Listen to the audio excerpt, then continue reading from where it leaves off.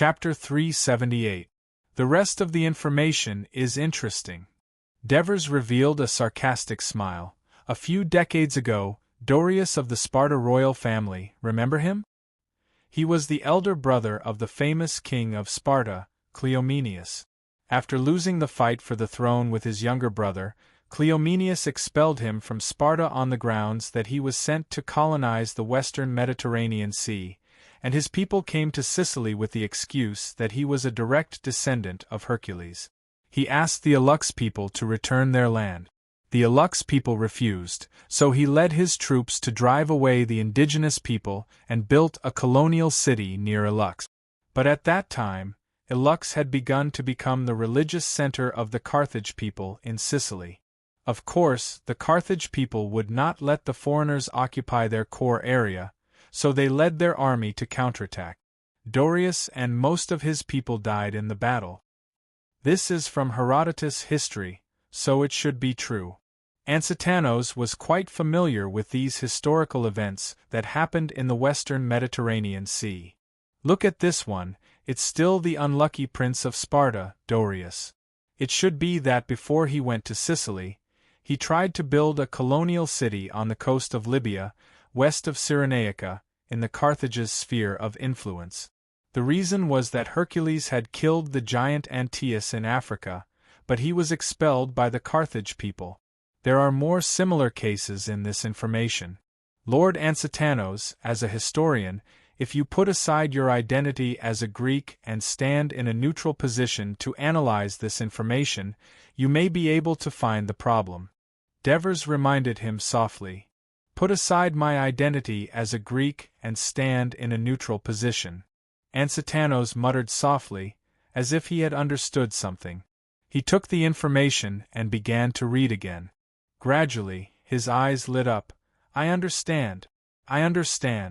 The activities of Hercules in the western Mediterranean Sea have provided us Greeks with a reasonable proof of colonization in the western Mediterranean Sea. Devers smiled.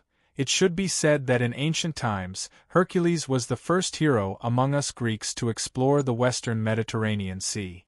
Putting together all the stories about him and looking at his itinerary in the western Mediterranean, many of the routes were repetitive, unreasonable, and unnecessary.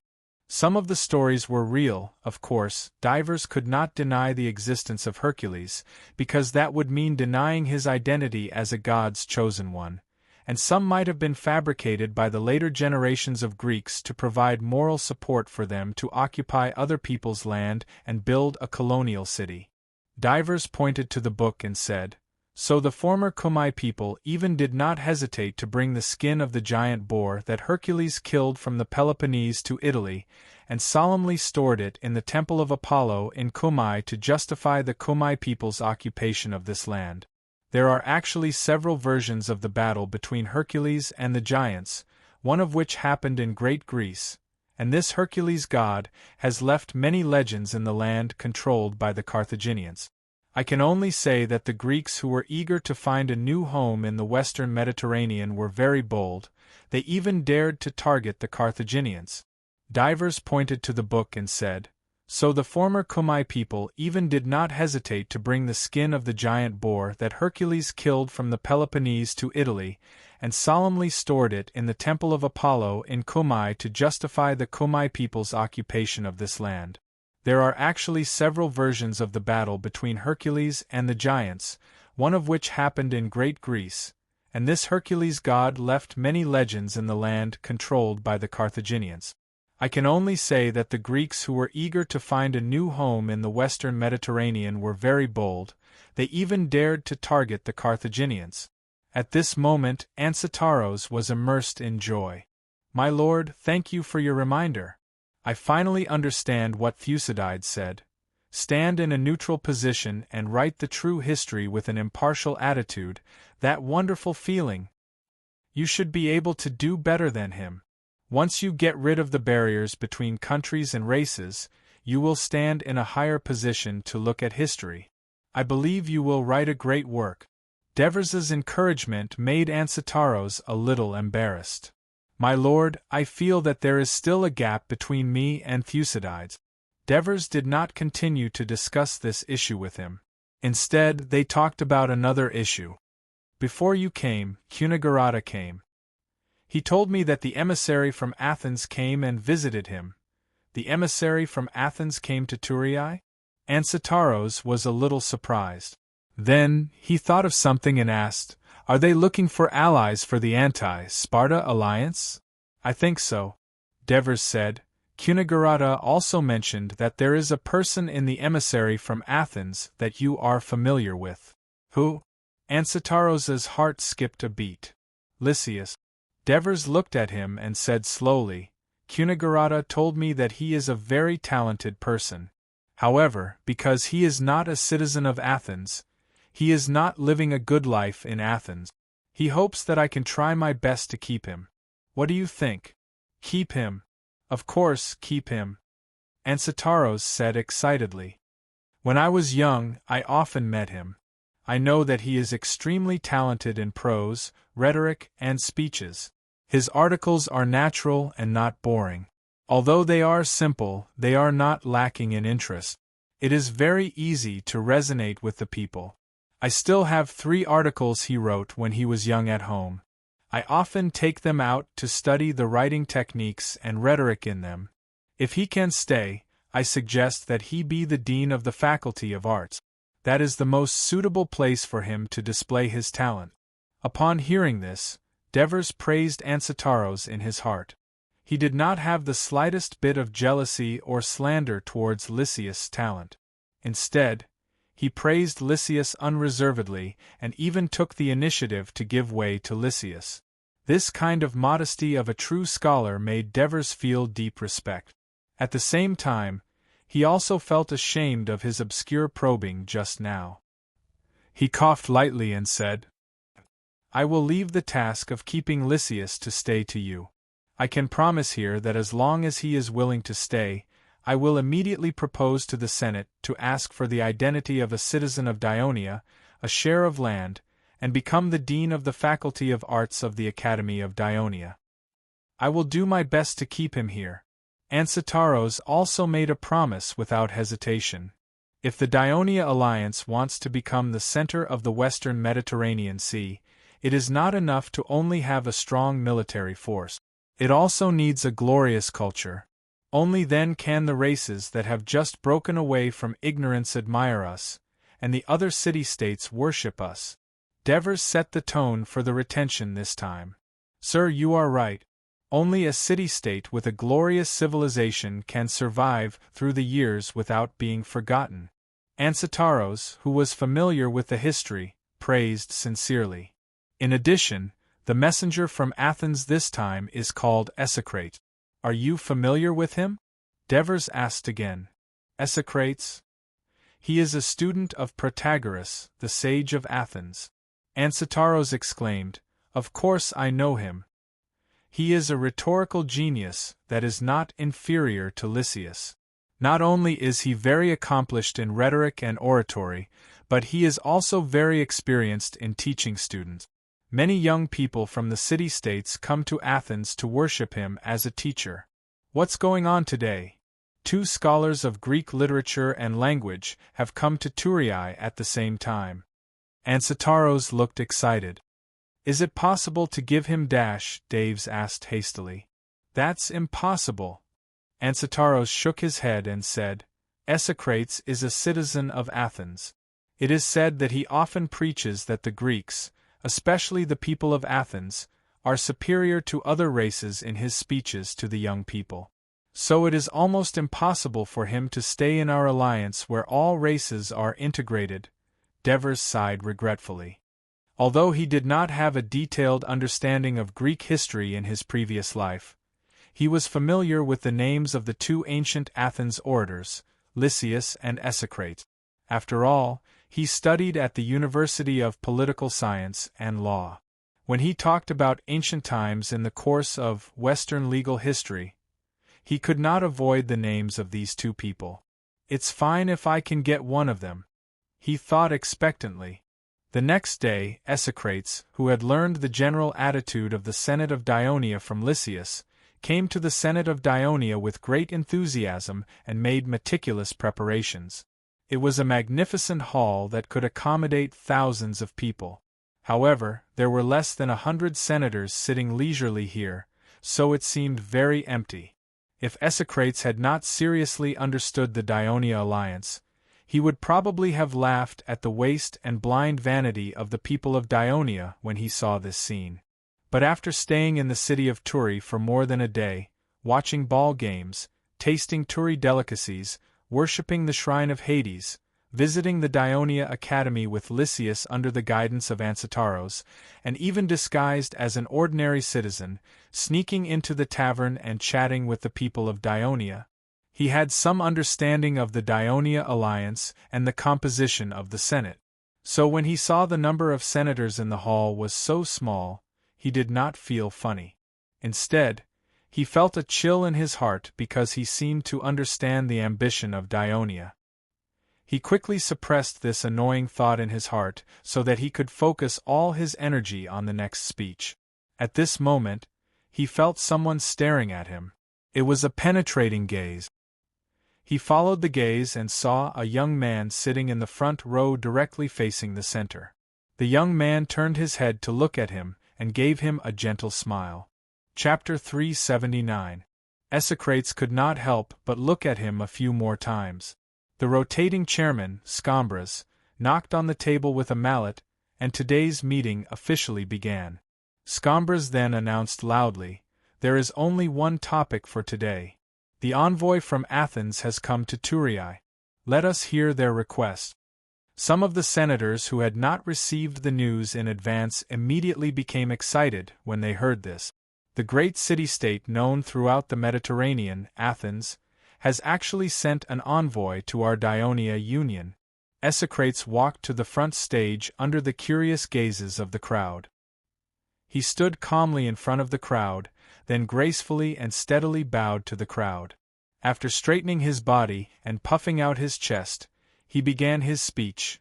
"Respected senators of Dionia, I am Esocrates, the envoy from Athens.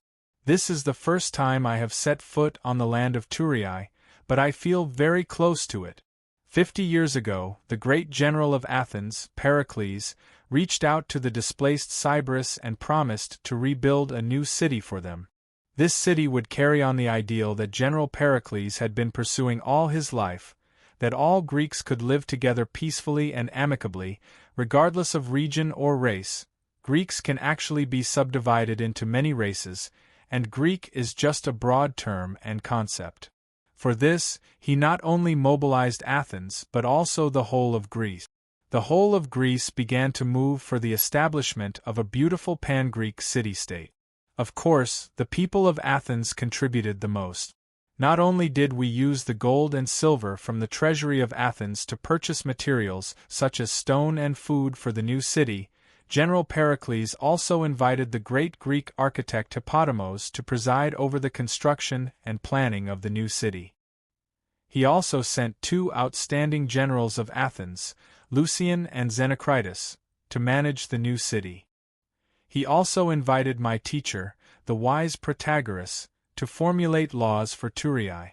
The historian Herodotus and the rhetorician Tisias settled here to plant the seeds of Greek culture and wisdom for the immigrants. With the help of such a powerful force, Thurii became the brightest jewel in Greece as soon as it was built. However, the people of Athens returned to the eastern Mediterranean without asking for anything in return, leaving the newborn baby of Thurii to grow up independently. Esocrates had aspired to be a public speaker since he was a child. However, when he grew up, his voice was hoarse. In Athens, where public speaking was prevalent and demanding, this was almost a fatal flaw.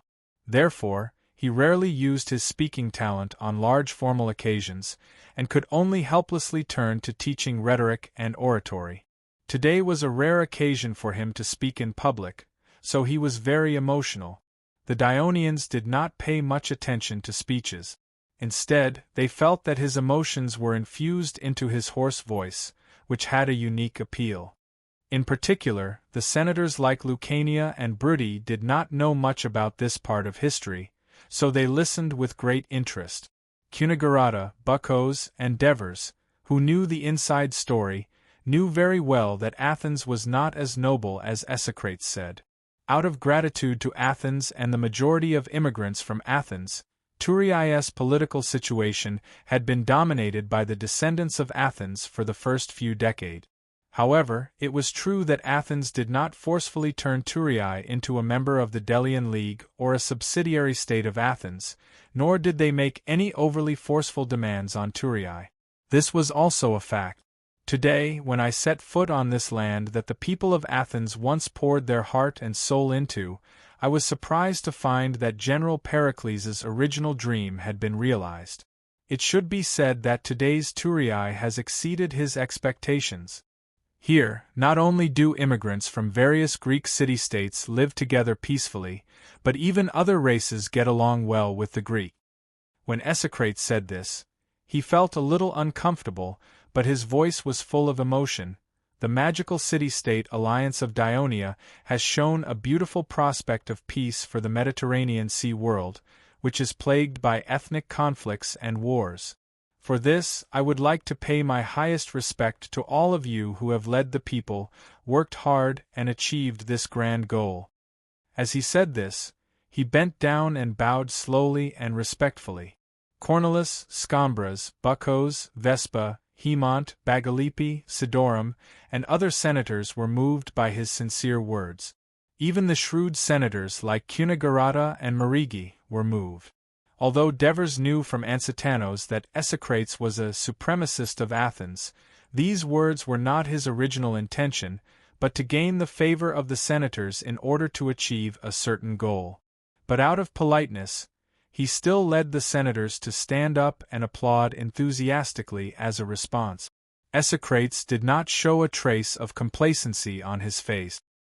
He calmly waited for the applause to weaken, and then said, "Because of the unique friendship between Athens and Turiai, both sides will lend a helping hand and do their best to help each other in times of difficulty." Shortly after the founding of Turiai, it was Athens who helped Turiai resolve the threat of Crotone and signed a peace agreement with Crotone on behalf of Turiai. It was also with the help of Athens that Turiai defeated Tarentum on the Ceres plain and reached a reconciliation with Tarentum. When the war between Athens and Sparta broke out, they sent an army to conquer Syracuse. When they passed through the Greek city-states, only Turiai offered sincere help and sent troops to help. Decades passed in the blink of an eye. A few years ago, Athens and Turiai both suffered a catastrophe. During the War of Peloponnesus, the Attica region of Athens was completely turned into ruins and had not been fully restored to this day. The city of Athens was occupied by Sparta and supported a group of tyrants who hated democracy and advocated dictatorship. These tyrants ignored the law, wantonly harmed citizens, and robbed property. The freedom-loving people of Athens fled and suffered the pain of being uprooted from their homes. On the other hand, Turiai also suffered the tyranny of power. The Crotone plotted and caused Turiai to fall. The city of Turiai, which was built with the sweat and blood of the people of Athens and Turiai, was completely burned down and countless people died in the fire. When this shocking news reached Athens, the whole city fell silent. Many people who had good memories and feelings for Turiai shed tears, including my deputy, Lysias. Esocrates was full of emotion and sorrow. Many of the elders were touched and became solemn. Fortunately, the people of Athens and Ionia stood up bravely after the huge blow. We wiped away our tears, buried our loved ones, and rebuilt our homes with our hands. The past is gone, but it cannot be forgotten. Today, the Greek world is still not peaceful. Power runs amok and bullies the weak. Sparta is in the east, and Syracuse is in the west.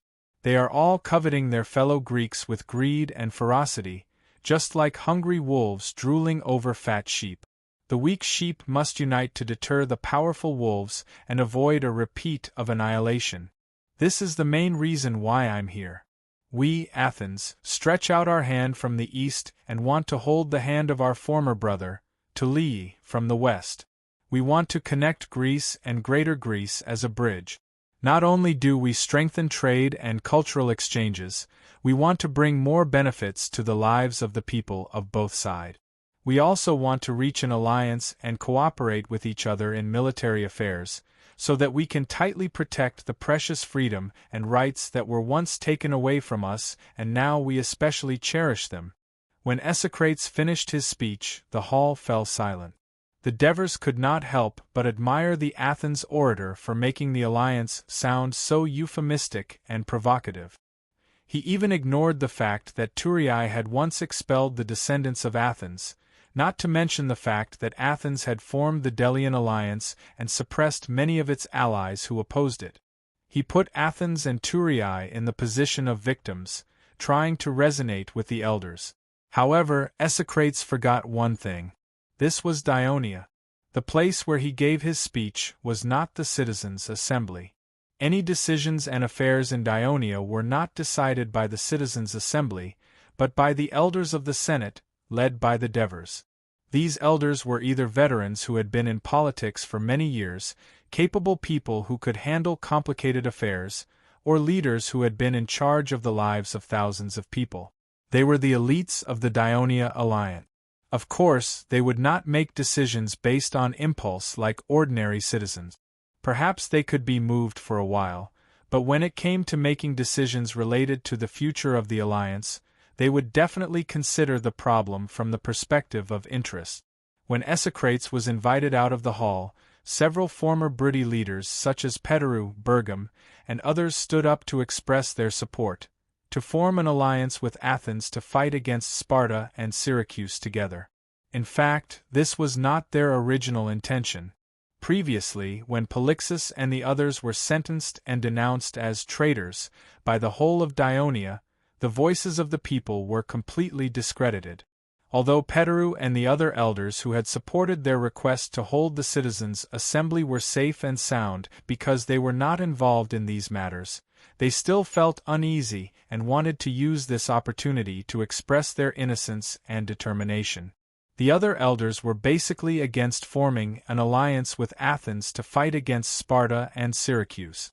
Although they had already felt the ambition of Dionysius during the trial of Polixus, the difference in strength between Dionia and Syracuse made them unwilling to take the initiative to provoke the Greek overlord of the Western Mediterranean. Moreover, Syracuse had already signed a friendly agreement with Dionia. Chapter 380. Esocrates was anxiously waiting for the final decision of the Senate of Dionia in a spacious lounge in the council hall. Soon, the guards came in and asked him to go to the venue. When he walked into the venue, he found the Devers of Dionia standing in the middle of the hall. The Devers smiled at him and gestured for him to sit down. Then, the Devers smiled and said to him, "Honorable envoy of Athens, I am glad that you have brought the friendship of the great Mediterranean city-state of Athens to the Union of Dionia. You have made us, who live in a remote corner of the Greek world, stop lamenting ourselves. In the new play by the Athens playwright Aristophanes, the people of Dionia are treated as barbarians for the entertainment of the people of Athens." As soon as these words came out, Esocrates cried out in his heart, "This is bad." Sure enough, he heard someone shouting angrily behind him, "What right does the people of Athens have to humiliate us Lucanians? They are not only humiliating the Lucanians, they are humiliating all the citizens of Dionia." Another person shouted angrily, "If the people of Athens all have such an attitude towards us, then we don't welcome the people of Athens here." One angry voice after another smashed at Esocrates, who was sitting in front of him, making him feel as if there was a volcano that was about to erupt behind him. His expression changed a little. Seeing his embarrassment, the Devers continued, "Esocrates, you said that the friendship between Athens and Dionia is deep, but this can't just be said verbally, we need to see actual actions. Now, according to our understanding of the actual situation in Athens, we can't see the friendship between the people of Athens and Dionia. All we see is the people of Athens mercilessly ridiculing and sarcastic remarks about some of the characteristics of a new city-state alliance that is different from other Greek city-states. It can even become a topic of conversation in restaurants in Athens for several months. This is not the behavior of a city-state that once claimed to be the best school in all of Greece, and had a long history and tradition. This was not the behavior of a city-state that claimed to have deep feelings for Dionia and wanted to form an alliance with it. Therefore, the citizens of Dionia would never trust their backs to a city-state that discriminated against them in the face of a strong enemy. Therefore, I think it is still too early to talk about forming a military alliance. Damned Aristophanes! Damned Aristophanes! No matter how many times Esocrates cursed in his heart, he could not change the fact that the alliance had failed. He was so depressed that he wanted to stand up and make one last effort.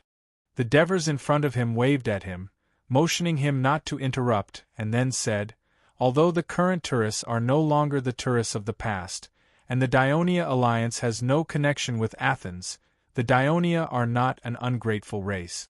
We clearly distinguish between gratitude and grudges. We will return the enmity of others tenfold, and repay the kindness of others tenfold. The Archon is right. Tarentum had formed an alliance with us when we were in trouble, so we sent a large army to save their city-state. The tourists had given your mercenaries a foothold in the beginning, so in the face of the Crotone army, we did not give in. Instead, we used a great victory to avenge the death of the tourists. Dionia regards commitment as life, and cherishes friendship. Therefore, friendship cannot be easily granted." The old man, Scambras, shook his white beard, held his head high, and squinted at Esocrates, putting on an arrogant expression that said, "The friendship of Dionia is extremely precious, and you have benefited from it." The Devers smiled and continued, "Since the center of the Dionia alliance is in Turis, we have naturally inherited some of the feelings of the former Turis people. We are willing to be friendly with Athens, strengthen exchanges, and eliminate misunderstandings between each other." When Esocrates heard this, he understood the meaning of the Devers and the other senators of the Senate. In addition to the military alliance, Dionia was willing to be friendly with Athens. Strengthening trade and cultural exchanges seemed to be not much different from the core meaning of his previous speech. But Esocrates understood that the difference was obvious. If Esocrates initially talked about cooperation as a big brother of Athens, now the Dionia people trampled on the elegance and nobility in his bones. Instead, they told him that the friendship of Dionia was extremely precious, and they could give some to Athens, but it depended on the performance of Athens. To be able to sit in the position of consul and single-handedly create today's Dionia, this young man was not simple. Esocrates looked at the Devers in front of him, and felt the pressure. While Esocrates was giving a speech in the Senate of Dionia, Ansitanos took Lysias to the north side of the Victory Square. There was a newly built building here that looked like a temple. Under the steps were 9 bronze statues of the Muses, lined up in a row. "Is this the temple of Apollo?" Lysias looked at Ansitanos doubtfully. Ansitanos still had a mysterious smile on his face, but he did not speak. With growing curiosity, Lysias walked up the steps and finally found a few large letters, "Library," on the lintel of the entrance of the temple. "This is?" Lysias could roughly guess the function of this building, but such a large building was only used to store books? Were there so many books? He looked at Ansitanos doubtfully again, hoping that he could explain. "This is the library that our consul Devers took the lead in building with donations." Ansitanos proudly pointed at the few words and said, "He once said, books are the jewels of human wisdom. Whether it's Persia, Egypt, Carthage, or even earlier Sumer, Hittite, Assyria, the history and civilization they created ultimately converged on words and book. They are the common wealth of us humans, the ladder for us to get rid of ignorance and move towards a more brilliant civilization, so we must do everything we can to collect them, protect them. If these treasures are destroyed by war and disasters, it will be the most painful loss for us humans. But not only do we want to collect books, but we also want to share and read these books with more people, so that the people of Dionia can use knowledge to improve themselves, use knowledge to create wealth, use knowledge to create a more brilliant culture. This is the purpose of building a library. After listening, Lysias was fascinated and murmured, "A person who can speak such a great language must be a great person." And Satanos smiled to himself. "Quick, bring me in to take a look." Lysias couldn't wait to go in but was stopped by the guard at the door. "This is my friend. He came with me and wants to go in to take a look." Ansatanos hurriedly went forward to explain. "Yes, Sir Ansatanos." The guard bowed respectfully. "A place where knowledge is stored actually has martial arts," Lysias said angrily as he walked in. "Books are precious and fragile. A fire can destroy them all. Of course, someone needs to protect them to prevent accidents," Ansatanos explained. Lysias expressed his understanding. After calming down, he said, "It seems that not anyone can enter this place. Only citizens and prospective citizens of Dionia can enter. In this way, the freedmen of Dionia will have another motivation to become citizens." After staying here for nearly 2 days, Lysias understood the disparity between the rights enjoyed by citizens, prospective citizens, and freedmen of Dionia. However, this disparity wasn't insurmountable, unlike in Athens. No matter how hard the people of Athens worked, they couldn't bridge the gap between the people of Athens and the foreigners. There are probably 40 to 50,000 citizens of Dionia in Thurii. If they all enter this library, can it accommodate them? Lysias asked doubtfully. "We've already considered your concerns. First of all, the quality of the citizens of Dionia hasn't reached the level where everyone can read. Secondly, they can't be here at the same time. Even if there are too many citizens who want to enter the library has a limit on the number of people who can enter it. However, it seems that this situation will only happen many years later. By that time, Dionia might already have a second, third, or fourth library." Ansatanos' words were brimming with confidence in his alliance. Lysias fell silent, but soon, he was attracted by the scene in front of him. Rows of tall wooden cabinets were placed neatly in the library, cutting the huge space into a walkway that could only allow 3 to 4 people to pass side by side. Every wooden cabinet was open, divided into small rectangular spaces by wooden planks. Inside the cabinets were scrolls of books or information made of papyrus or parchment. In front of these bookcases, there was an area with many wooden tables. There were only a few people sitting there quietly reading. Lysias, who was a book addict, stared blankly and couldn't help but exclaim, "There are actually so many books." Actually, there aren't many. Most of the bookcases at the back are empty. After all, the library has only been built for less than 20 days. Ansatanos said with some emotion, "Sir Devers once called on the citizens of Dionia to take out their own books and let the library make a copy of them and store them here.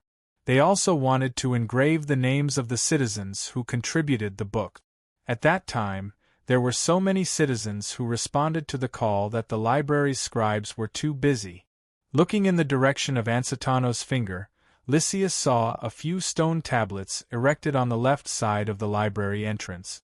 He had been focused on the front previously and had actually neglected them. The stone tablets were densely engraved with names. Chapter 381.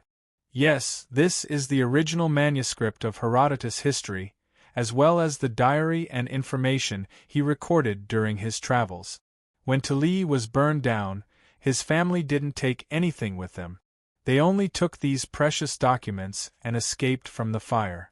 Now they have donated all of them to the library. Ansatanos exclaimed excitedly. Can I have a look?"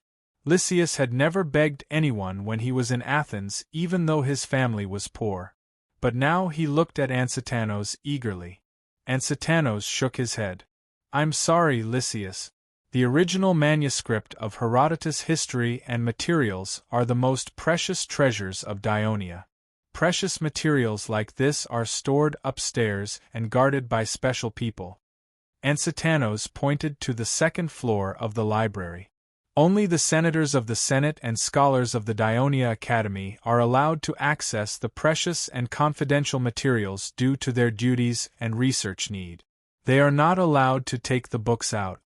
If you join Dionia, you will become the Dean of the Faculty of Arts according to Lord Devers's promise. Then it will be easy for you to access any books and materials in the library.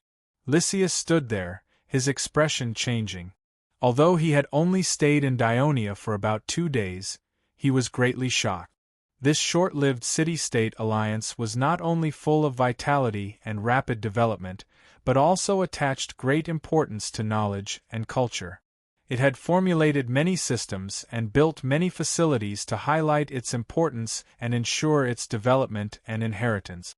For example, the Dionia Academy, the Pantheon, and the newly built library.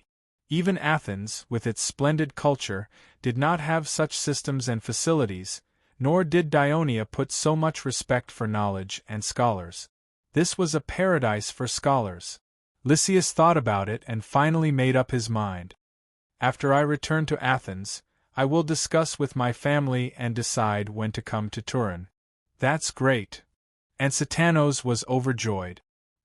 He stepped forward and put his hand on Lysias' shoulder. Lord Devers will be very happy to know that Dionia has another famous scholar in Greece. Believe me, you will only be better off in Dionia than in Athens. Shoo! The librarian poked his head out from behind the registration desk and made a shushing gesture. And Satanos nodded apologetically. At this moment, Lysias said with a complicated expression, "And Satanos, as far as I know, you're the Dean of the Faculty of Arts. Studying history is what I'm interested in. The only reason I reluctantly agreed to the administrator's request to be in charge of the Faculty of Liberal Arts was because there really wasn't anyone qualified at the time. This had already wasted too much time that I should have spent on writing books. Now that there's someone who's better than me and has more literary attainments than me, I'm more than happy." Ansatanos blurted out a bunch of words without hesitation. "Thank you, my friend." Lysias smiled and bowed to Ansatanos. He had finally made a decision. His heart suddenly became abnormally relaxed.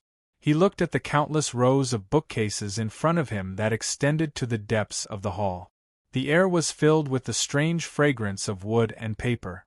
He took a deep breath and was a little intoxicated. He would spend the rest of his life here. "Ansatanos, if it's convenient, please take me to meet the favored you speak of, the undefeated General Devers. I want to see how great a person is who founded the Dionia Academy and built the library." His eyes were full of curiosity and yearning. When the ship of the Carthage messengers sailed into the circular military port of Carthage that was famous throughout the Mediterranean Sea, and when the messengers came out of the port, the people of Carthage swarmed up and surrounded them to learn about the negotiations. When the people of Carthage learned that the peace agreement had been signed, and that Carthage only needed to pay a certain amount of food and gold, they could continue to own several cities including Lillibir, Eryx, and a small part of the west of Sicily. Many people cheered, and some shed tears. The Sicilian War lasted for several years. Not only did Carthage spend a lot of money, but thousands of people also died in this long and cruel war. This was especially so during the first battle with Dionysius, the tyrant of Syracuse. The army led by Sophie Simmer won a great victory at the beginning, and even attacked the city of Syracuse. However, due to the outbreak of the plague, their strength was greatly reduced, and in the end, they suffered a crushing defeat. Only a dozen or so ships were left struggling to sail back to the port. At that time, the people of Carthage who heard of this tragic situation gathered at the port to inquire about the news of their loved ones. When they learned that 50 to 60,000 soldiers, not including mercenaries, had either died in Sicily or were captured, the cries and screams of the bereaved rang through the entire coastline. That was the darkest day of Carthage, and the whole city fell into grief. The people wore black veils, closed their doors, refused visitors, stopped commercial activities, and closed the temples. Correspondingly, in the political circles of Carthage, the aristocrats of the aristocrats, came from Carthage's mother state, the tier royal family of the Phoenician city, the Maganid family, which had monopolized the political circles of Carthage for nearly 200 years, and their ruling position was finally threatened. 70 years ago, after the defeat of the Carthage army organized by the patriarch of the Maganid family, Hamilcar, and the tyrant of Syracuse, Dillon, in the Battle of Himera, the name of the Maganid family was once again associated with the failure of the overseas expedition. This time, the situation was even more serious. The army of Carthage was almost completely annihilated, and Simmer did not die on the battlefield like his ancestors. Instead, he abandoned his comrades and soldiers and fled back alone. According to the laws of Carthage, such an act of desertion should have been punished by crucifixion. Since the Maganid family had a king-like status in the city of Carthage, the patriarch of the Maganid family was temporarily exempted from the criminal law. But the storm was not over. The elites of Carthage, who had long been dissatisfied with the Maganid family, used the grief and anger of the citizens to promote the reform of the system. Simmer, the loser who had humiliated his family, realized that the situation was extremely disadvantageous to the Maganid family, so he wore cheap and shabby linen robes every day and wandered around the main temple of Carthage's Melicat, complaining to God of his blasphemy, praying to God to punish him, hoping to redeem something in this way. But in the end, the pressure of the situation and the ridicule and humiliation of the citizens finally caused him to have a mental breakdown. Half a year later, he locked himself in his home and committed suicide. This public act of atonement was still not enough to guarantee the power of the Maganid family. Not long after, a new political organization of Carthage was established, the 104-member court. This was an organization formed by members of the noble class. Its responsibility was to supervise the actions of the officials and military officers of Carthage. At the same time, it also had the responsibility of the high court. However, no one from the Maganid family was elected to this organization. In order to revive the power of the Maganid family in Carthage and win back the prestige of the people, the new patriarch of the Maganid family, Mago, who was the younger brother of Simmer, used the family's still great influence in the Senate. Taking advantage of the opportunity when the tyrant of Syracuse, Dionysius, attacked the son of Carthage, Bonsilius, he once again pushed for Carthage's Third Sicilian War against Syracuse. However, things were different now. The greatly weakened Carthage army fought against the increasingly powerful Syracuse army, but they lost more than they won. Mago still persisted, but the people of Carthage were tired of the war. In a situation where there was no chance of victory, they were even more afraid of another fiasco. So, the citizens of Carthage called for a ceasefire. In the end, an agreement was reached, but Mago still had to bear the responsibility of the defeat. When the envoy of Carthage, who was in charge of negotiations with Syracuse, returned, the whole city was cheering for the arrival of peace. Only one family was lonely, even sad. In a huge mansion not far from the citadel of Carthage, the people of the Maganid family were holding a memorial service because today was the day of Hamilcar's death. However, the constant noise of music and the cheers of the people outside the mansion had obviously seriously destroyed the mournful atmosphere. Drubal knew that it was the people of Carthage worshipping and celebrating the Greek goddess of harvest, Demeter, and her daughter, Persephone. The citizens of Carthage were actually worshipping the Greek gods. That's right. In Sicily, because the Greek city-states and the Phoenician colonies had a deep relationship with Carthage, they lived together for hundreds of years and had a deep influence on each other. The two goddesses, Demeter and Persephone, were not only welcomed by the Greeks in Sicily, but also gradually accepted by the Phoenicians.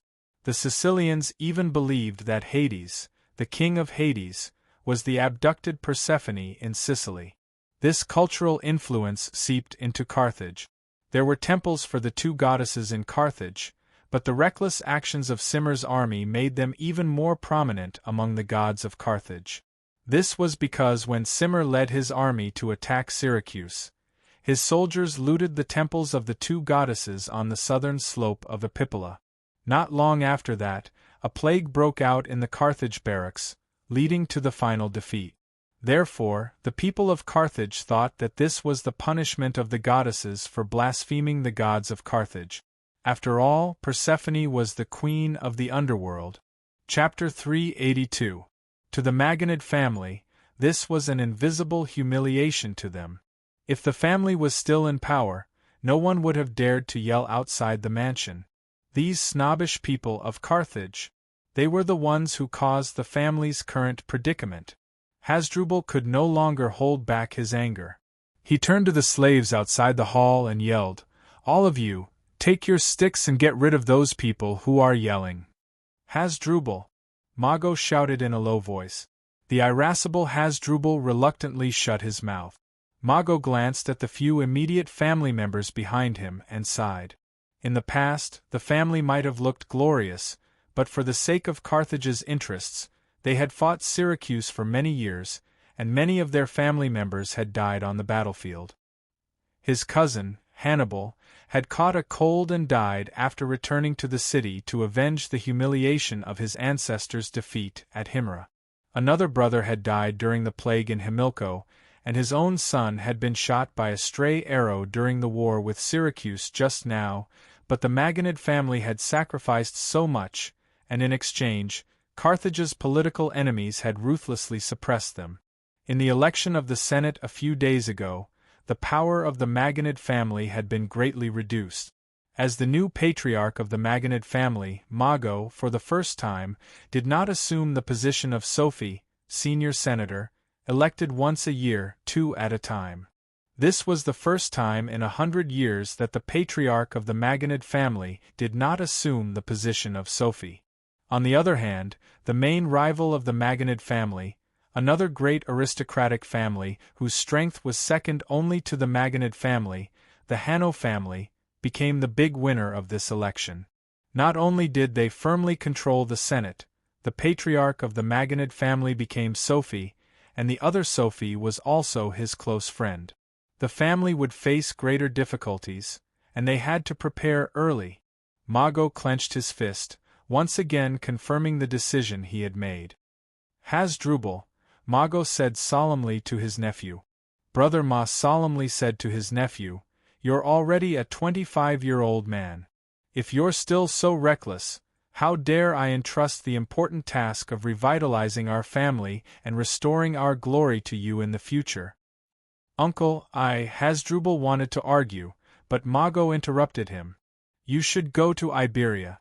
At least there, no one will keep an eye on you and use your political naivety to bring disaster to the family." "You want me to go to Iberia?" Hasdrubal's jaw dropped. He did not expect to be exiled just like that. "You are not the only one who has to leave Carthage. I am leaving Carthage too." Mago was about to explain when his 10-year-old daughter, Dido, asked anxiously. Mago bowed his head slightly and kindly said to his only daughter, who had the same name as Carthage's founding queen, "I am going to Sicily. It's not far from Carthage, and I can come back at any time." "Father, are you going to be the commander of the garrison in Sicily to defend against the Greeks?" Dido immediately asked. Mago looked at his young but beautiful daughter, and could not help but sigh at her intelligence. Unfortunately, she was a woman. He then looked at the dissatisfied Hasdrubal and sighed. "Although we have signed a contract with Syracuse, the Senate is still wary of Dionysius. This time, I am being sent to Sicily because of Hanno's selfish motives, but it is also what I want. The peace between Carthage and Syracuse will not last long. Sooner or later, Carthage and Syracuse will have another war. The Magonid family must take back what we have lost in the war." Mago said with a determined expression, "When I arrive in Sicily, I will recruit soldiers and train them strictly. I will also gradually build an effective defensive fortress to the east of Lilliput and Irius. I will also slowly extend the buffer zone against the Greeks to the east. When the time comes," He paused and patted Hasdrubal's broad shoulder. Do you think I am sending you to Iberia to exile you? No. It is because I need your help. You need my help? Hasdrubal was puzzled, but at the same time, he was a little excited. War consumes people and gold. Once we go to war with Syracuse, Hanno is in power in Carthage, and I am afraid that he will be a burden to me. I may not get the full support of Carthage, so we have to rely more on ourselves. Just like decades ago, our ancestor Hannibal used his family's money to gather an army to help Himera. The southern part of Iberia is much more fertile than Carthage and Sicily. It is rich in silver, iron, and other metal mines, and has a large population of indigenous people. Since the fall of the kingdom of Tartarsus, there has not been a strong force there. This should have been a great opportunity for the people of Carthage, but our people and elders are too comfortable. They would rather do business and farm in Carthage and Namibia than risk their lives in foreign lands thousands of miles away.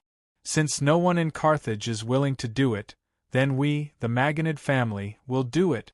Hasdrubal, the family has decided to provide you with sufficient manpower and sufficient money at all costs.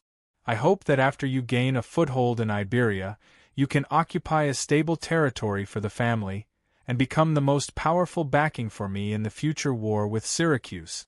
Don't worry, uncle, I will not let you down. At this moment, Hasdrubal was no longer dissatisfied. He rubbed his palms together, his face full of excitement. Maganid looked at him, still feeling a little uneasy. He understood his nephew. Leading troops to war was his strength, but to conquer a foreign land, it was not just a matter of war. It also required administrative, diplomatic, and other abilities, and Hasdrubal was somewhat lacking. But among Maganid's immediate family, he was the only one who could take on such a big responsibility. He could only hope that he would be sent a capable assistant to make up for his shortcomings in this area. Uncle, I am willing to accompany my brother to Iberia. A rather young voice sounded in the hall. Hacker, you can't go, Hasdrubal said resolutely to a skinny, pale-faced young man.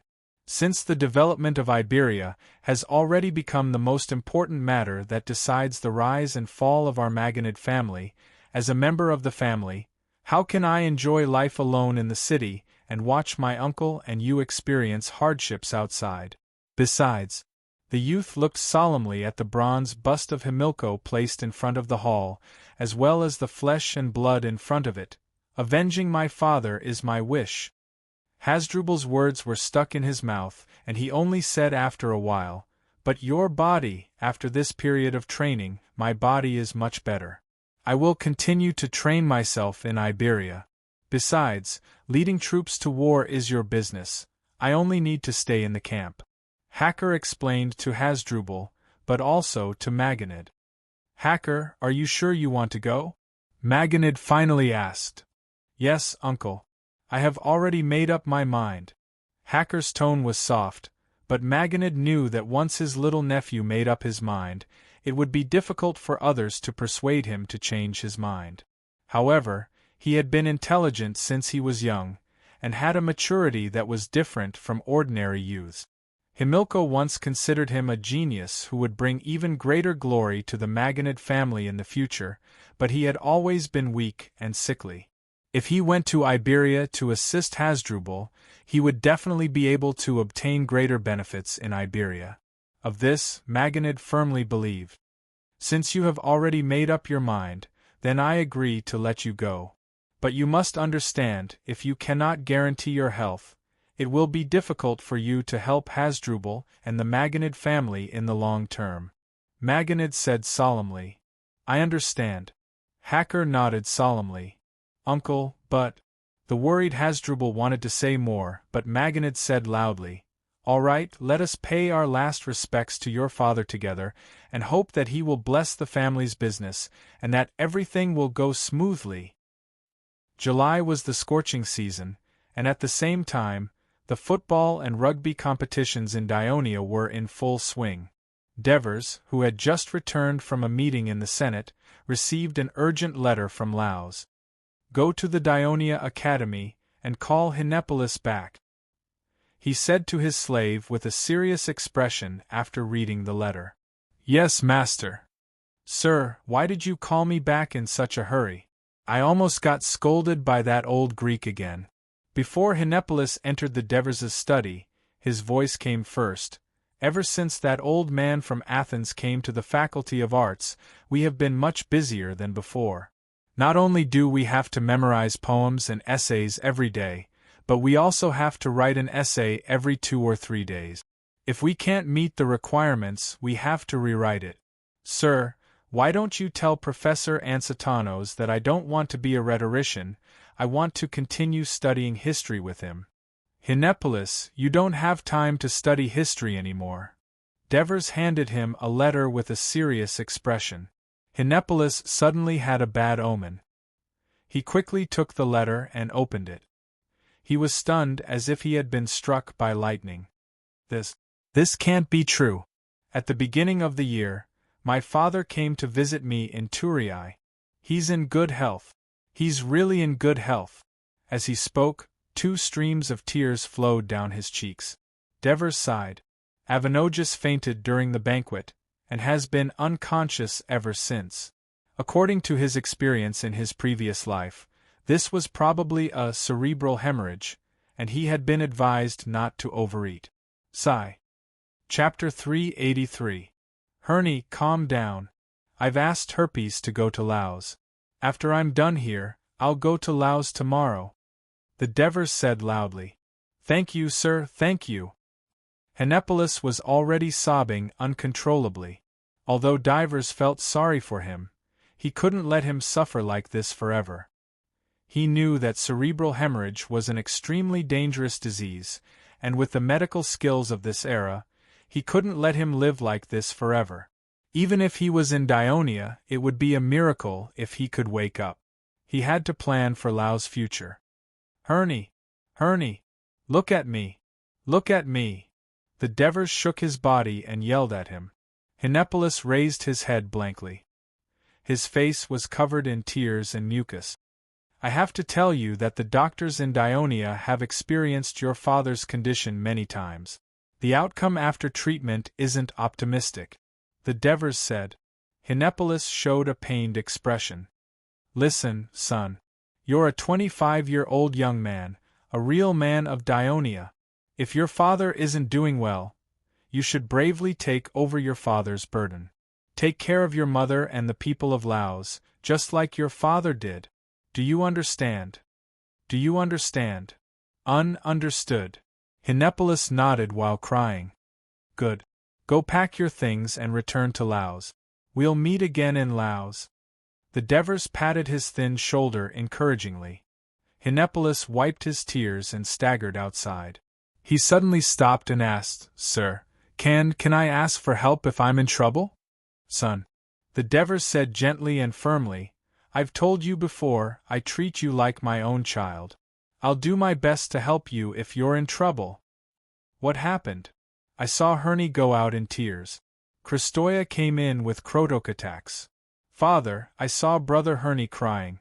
"You're already an adult, yet you're still crying," said Little Crow. Devers picked up her child, who was almost 5 years old and looked quite strong. "Your Brother Herney's father fainted and hasn't woken up yet." "Ah!" Kristoya exclaimed and asked, "Is it very serious?" Devers nodded heavily. Kristoya's expression turned gloomy.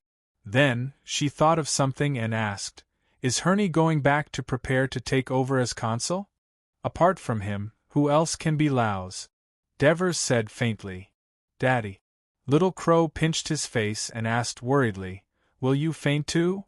Devers looked at Crow, then at Crystal, and answered seriously, "For you, I can't faint."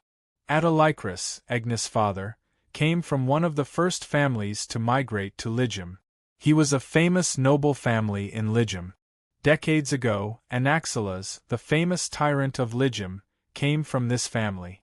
He even married Dylan, the tyrant of Syracuse. However, he fell out with the tyrant of Syracuse, Serene, because of Lochley.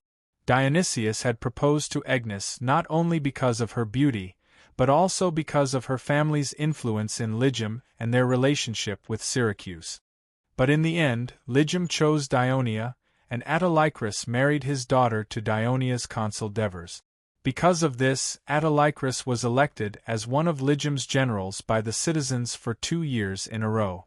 Autolycus took advantage of Lygium's special geographical location to develop his family's sea trade, especially with the 2 city-states of Massilia and Sagunta, and made a lot of business profits. Besides, Autolycus owned 2 shipyards, and his shipbuilding ability was second to none in the whole of southern Italy. That was why the Dionia Senate approved 6 of the 10 3-decker ships to be built this year to be built by Autolycus shipyard. Of course, this was also a way for the Dionia alliance to rope in Lygium. But when the father-in-law and son-in-law met, the scene was not as harmonious as imagined. What did you say? Let Lygium hand over the 6 3-decker ships in his fleet to Dionia. Yes. We'll still pay you the price of the new ships, and you can also use the new ships to upgrade your fleet. Isn't that great? No, that's not good. We can't give you the ships we have now. This will greatly weaken the strength of Lygium's fleet. You just have to wait a few more months, and you'll be able to use the new ships. That won't do. The Messenians have the support of that tyrant from Syracuse, and they're very arrogant. We need to have enough warships to intimidate them. Why can't you wait a few more months? Don't worry, the warships built by my shipyard will definitely be delivered to Dionia on time. Our navy is stepping up their training for new tactics, and urgently needs new warships to join in. We need to familiarize ourselves with tactics as soon as possible. New tactics? What new tactics are you so anxious about? The slave outside the living room heard Autolycus's voice getting louder and louder, as if he was quarreling. He hurriedly ran to tell Agnes. Agnes was helpless when she heard this. She had grown up under her father's roars. Even though she was now the wife of the most powerful consul in southern Italy, she still felt uneasy trying to dissuade her father, who was in a meeting with her husband. She could only go to Christoia. Christoia, who was strolling in the garden, heard Agnes's request. She looked at the sky and smiled confidently. Sister, don't worry. I'll go persuade them. She gave Athena a few instructions, then went outside the living room. After listening for a while, she walked straight in and smiled. Devers, Lord Autolycus, I'm sorry to interrupt you. Dinner has already been prepared, and the children are waiting. Do you want to talk after dinner or, of course after dinner? When Devers heard that the children were hungry, he immediately couldn't sit still. He said to his father-in-law, Let's talk after dinner. He stood up. Autolycus glared at Christoia, but he couldn't say anything to a pregnant woman. He could only helplessly follow her out of the living room. Devers, to be honest, the fish soup your family made is much better than the one you made in Lygium's restaurant. Are you holding back? Autolycus, who loved eating fish, ate the dinner specially prepared for him. He was very satisfied and forgot his previous unhappiness. He joked. Of course not. There were many customers in the restaurant and time was tight. The chef didn't have enough time to cook. Here, the marinating of the fish took more than an hour, Devers explained. Well done. Autolycus praised and took another big gulp. He then asked, Have you tried the fish sauce I sent last time? I've tasted it.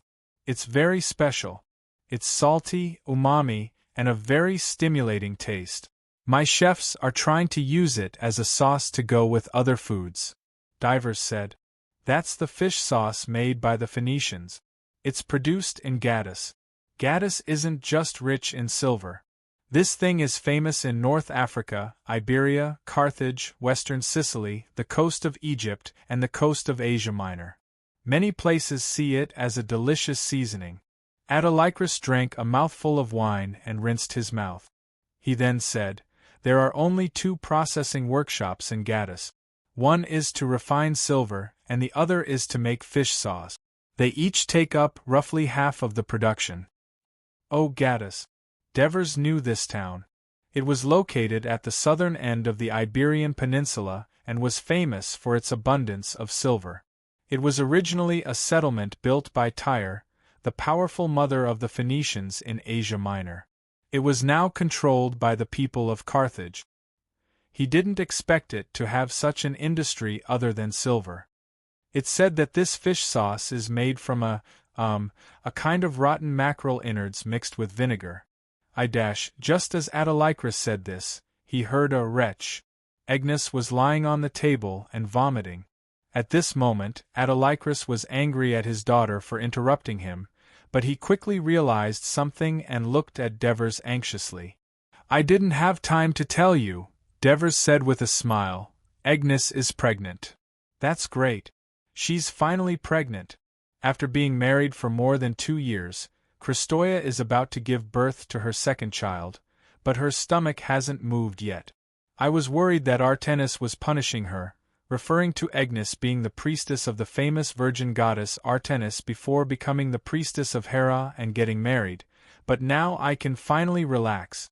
Autolycus smiled happily and raised his glass. "This is a joyous occasion. Devers, let's have a toast." "All right." Devers also raised his glass, and the two drank it in one gulp. Autolycus put down his glass and burped. Devers saw that Agnes was still lying on the table vomiting, and hurriedly motioned for Christoia to get someone to help her down to rest. At this moment Autolycus said, "Devers, it's a rare happy day. I've decided to agree to your previous suggestion. First, I'll give you the Legium fleets, 6 3-decker or warships. As for other suggestions such as training the 2 fleets together, I'll have to go back and discuss it with the council before I can give you an answer." Chapter 384. Little Clodocatax had just climbed onto his father's knee and was about to be carried away by his mother. He was crying and throwing a tantrum. The Devers did not have the mood to care about him at the moment. He turned to Autolycus and said, "The Senate of Dionia will be very happy to hear this news." "I hope." Autolycus waved his hand and immediately said, "But Legium also has a small request. I hope Dionia can agree to it." The Greeks of southern Italy said that the people of Legium were all merchants who haggled over every penny. Autolycus was one of the best among them. Sure enough, they would not get up early if there was no profit. The Devers pulled himself together and said, "Please speak. You also know that the tyrant of Syracuse rebuilt Messina. Messina is now completely on Syracuse's side and is going against Legium in every way. It also has an accomplice, Tyndaris. That is the Myrcenian colony city that the tyrant settled. It is not far from Messina. These 2 cities often work together to disrupt the trade routes in the strait. Sometimes they even seize merchant ships that come to Legium for trade. In the long run, no merchant ships will dare to do sea trade with Legium. Legium will be destroyed," Autolycus said with a gloomy expression. "We have protested to Messina many times, but it was to no avail. We have also sent messengers to Syracuse, but the tyrant did not receive our messengers at all.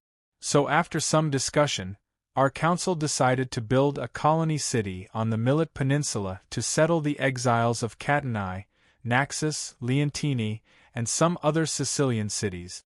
"Wait a minute." The Devers turned to the slave beside him and said, "Go to the study and get the map of Sicily." Although the Devers had the habit of looking at the map every day, compared to the familiarity of southern Italy, the Devers' memory of the terrain of Sicily and the location of the cities was still lacking. Catanae, Naxos, and other Sicilian city-states were destroyed by Dionysius. Their exiles must be full of hatred for Syracuse. Devers knew that many city-states in Greece had taken in exiles from Sicily. This was because the Greek city-states were wary of Syracuse, so it was easy for them to provide assistance to those who were expelled by Syracuse. At this moment, the Devers naturally thought of Aristides. "That's for sure.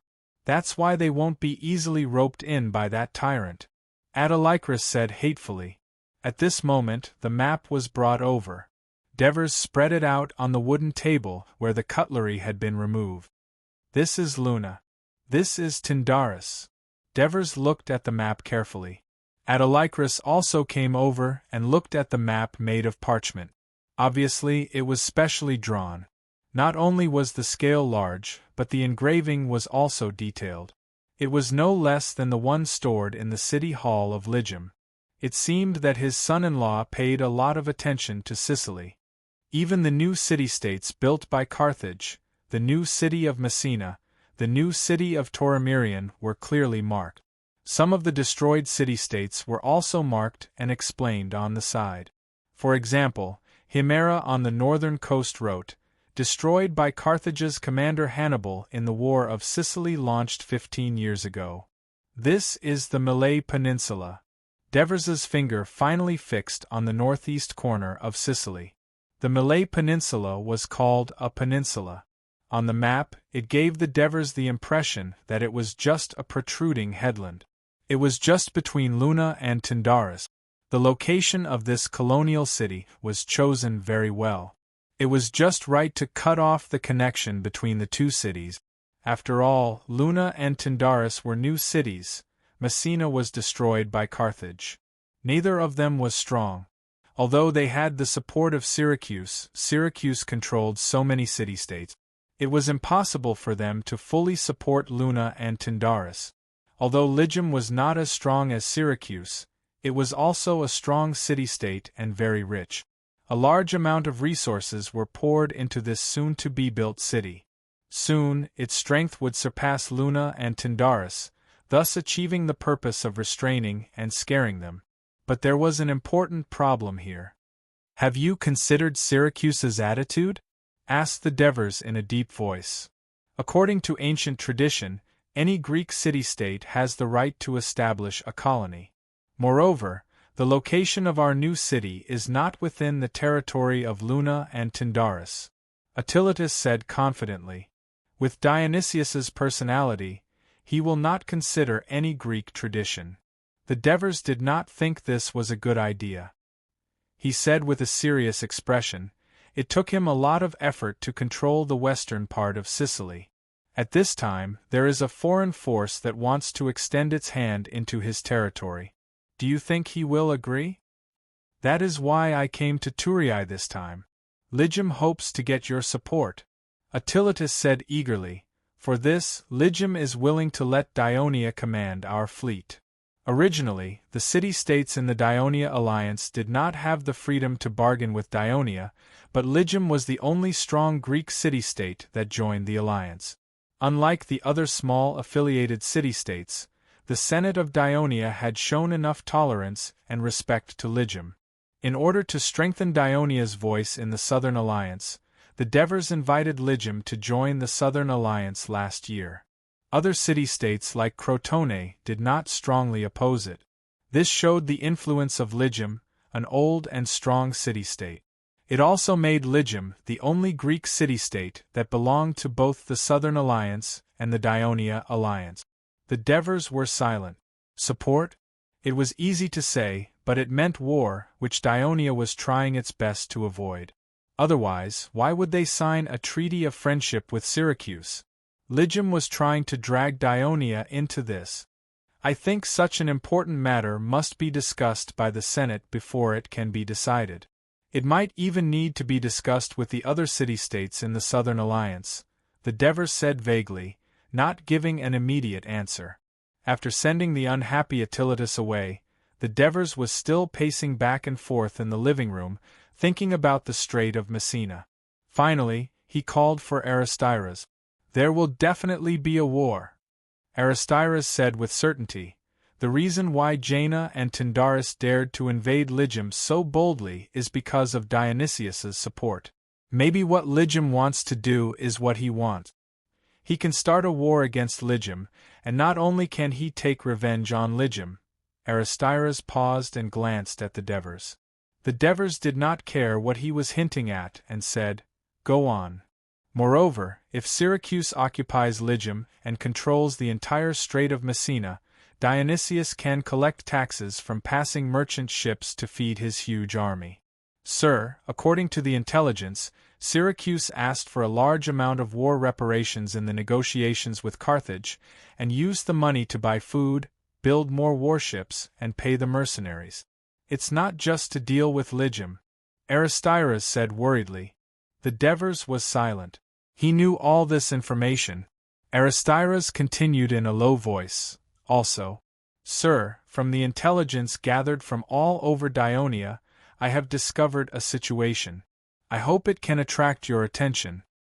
Oh, what is it? The Devers looked at him. Now, among the prospective citizens and registered freedmen, there is a spreading worry. They are worried that even if they become official citizens of Dionia, they will not be able to obtain land. Aristiras said slowly. The Devers raised his eyebrows. Indeed, the land of the plains in the territory of the Dionia Alliance had basically been distributed. Only the Lucania Mountains and the Brutty region had some spare land, but it was not enough to distribute to so many prospective citizens. So, they want to leave? The corner of the Devers's mouth curled up slightly, and he said half jokingly, half seriously. Dionia is the paradise of the freedmen, why would they leave? Aristiras paused for a moment and said in a more serious tone, They want war, to seize more land through war, to shorten the period of becoming a citizen by participating in war, and to win the opportunity to obtain land through war achievements. The Devers's heart sank. The military merit system he designed for Dionia could be said to be the source of attracting the Greek freedmen to flock to Dionia, and at the same time, it was also the reason why they were eager to fight and fearless of death. Those who forget war will be in danger, and those who love war will die.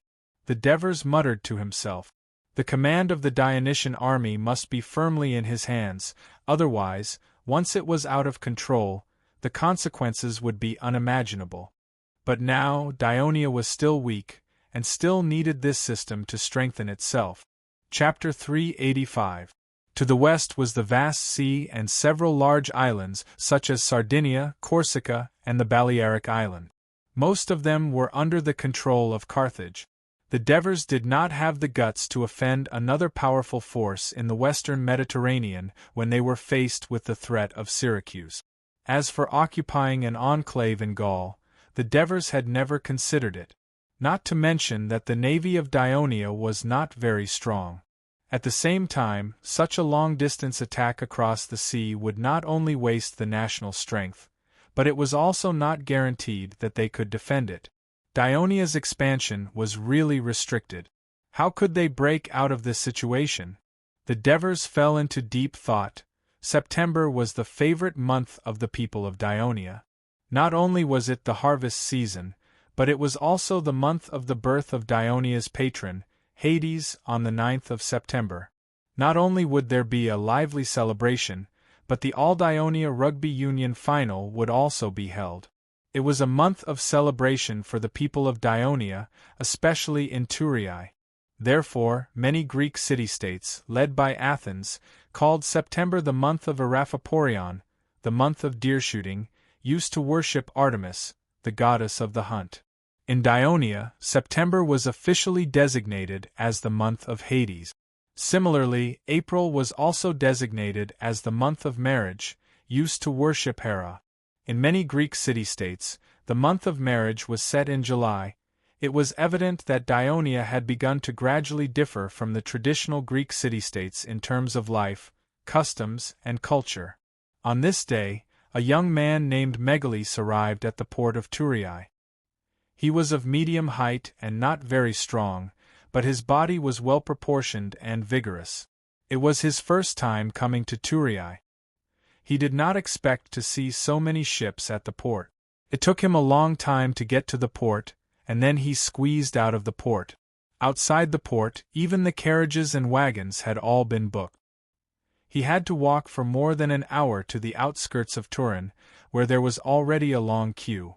On the other hand, Megalese was not in a hurry. He queued up in an orderly manner while listening to the people around him excitedly chatting about what kind of large-scale performances will be held in the Victory Square during this year's Hades celebration, or guessing which city's football team would be the champion this year, as he walked along with the crowd. When he was interrogated by the city guards, it was already past noon. Although he was hungry and thirsty, he still had to patiently answer the city guard's questions. A citizen of Dionia? If not, please go back. For the next few days, foreigners and freedmen are not allowed to enter the city of Turin. I'm a citizen of Dionia. My name is Megalis, and I live in Cremissa. My serial number is 1356. Megalis spoke fluently. The city guard stared at him and said, "Show me your identity card." According to the suggestion of the Devers, the year before last, Dionia had created a palm-sized bronze plate for every official citizen. Turin had copper mines, so it was more convenient. The front of the plate was engraved with the citizen's name, and the back was engraved with the city of residence and the citizen's serial number. This was just a simple identification, but it was a great innovation in this era. It made it convenient for Dionia to manage the movement of citizens in their territory, especially for the public officials of the Household Register Department. It was a great blessing. For example, if a citizen living in Turin committed a crime in a splustum, the city would record the crime and send it to the Household Register Department in Turin by mail. The public officials would have to find the citizen's file before they could record the crime.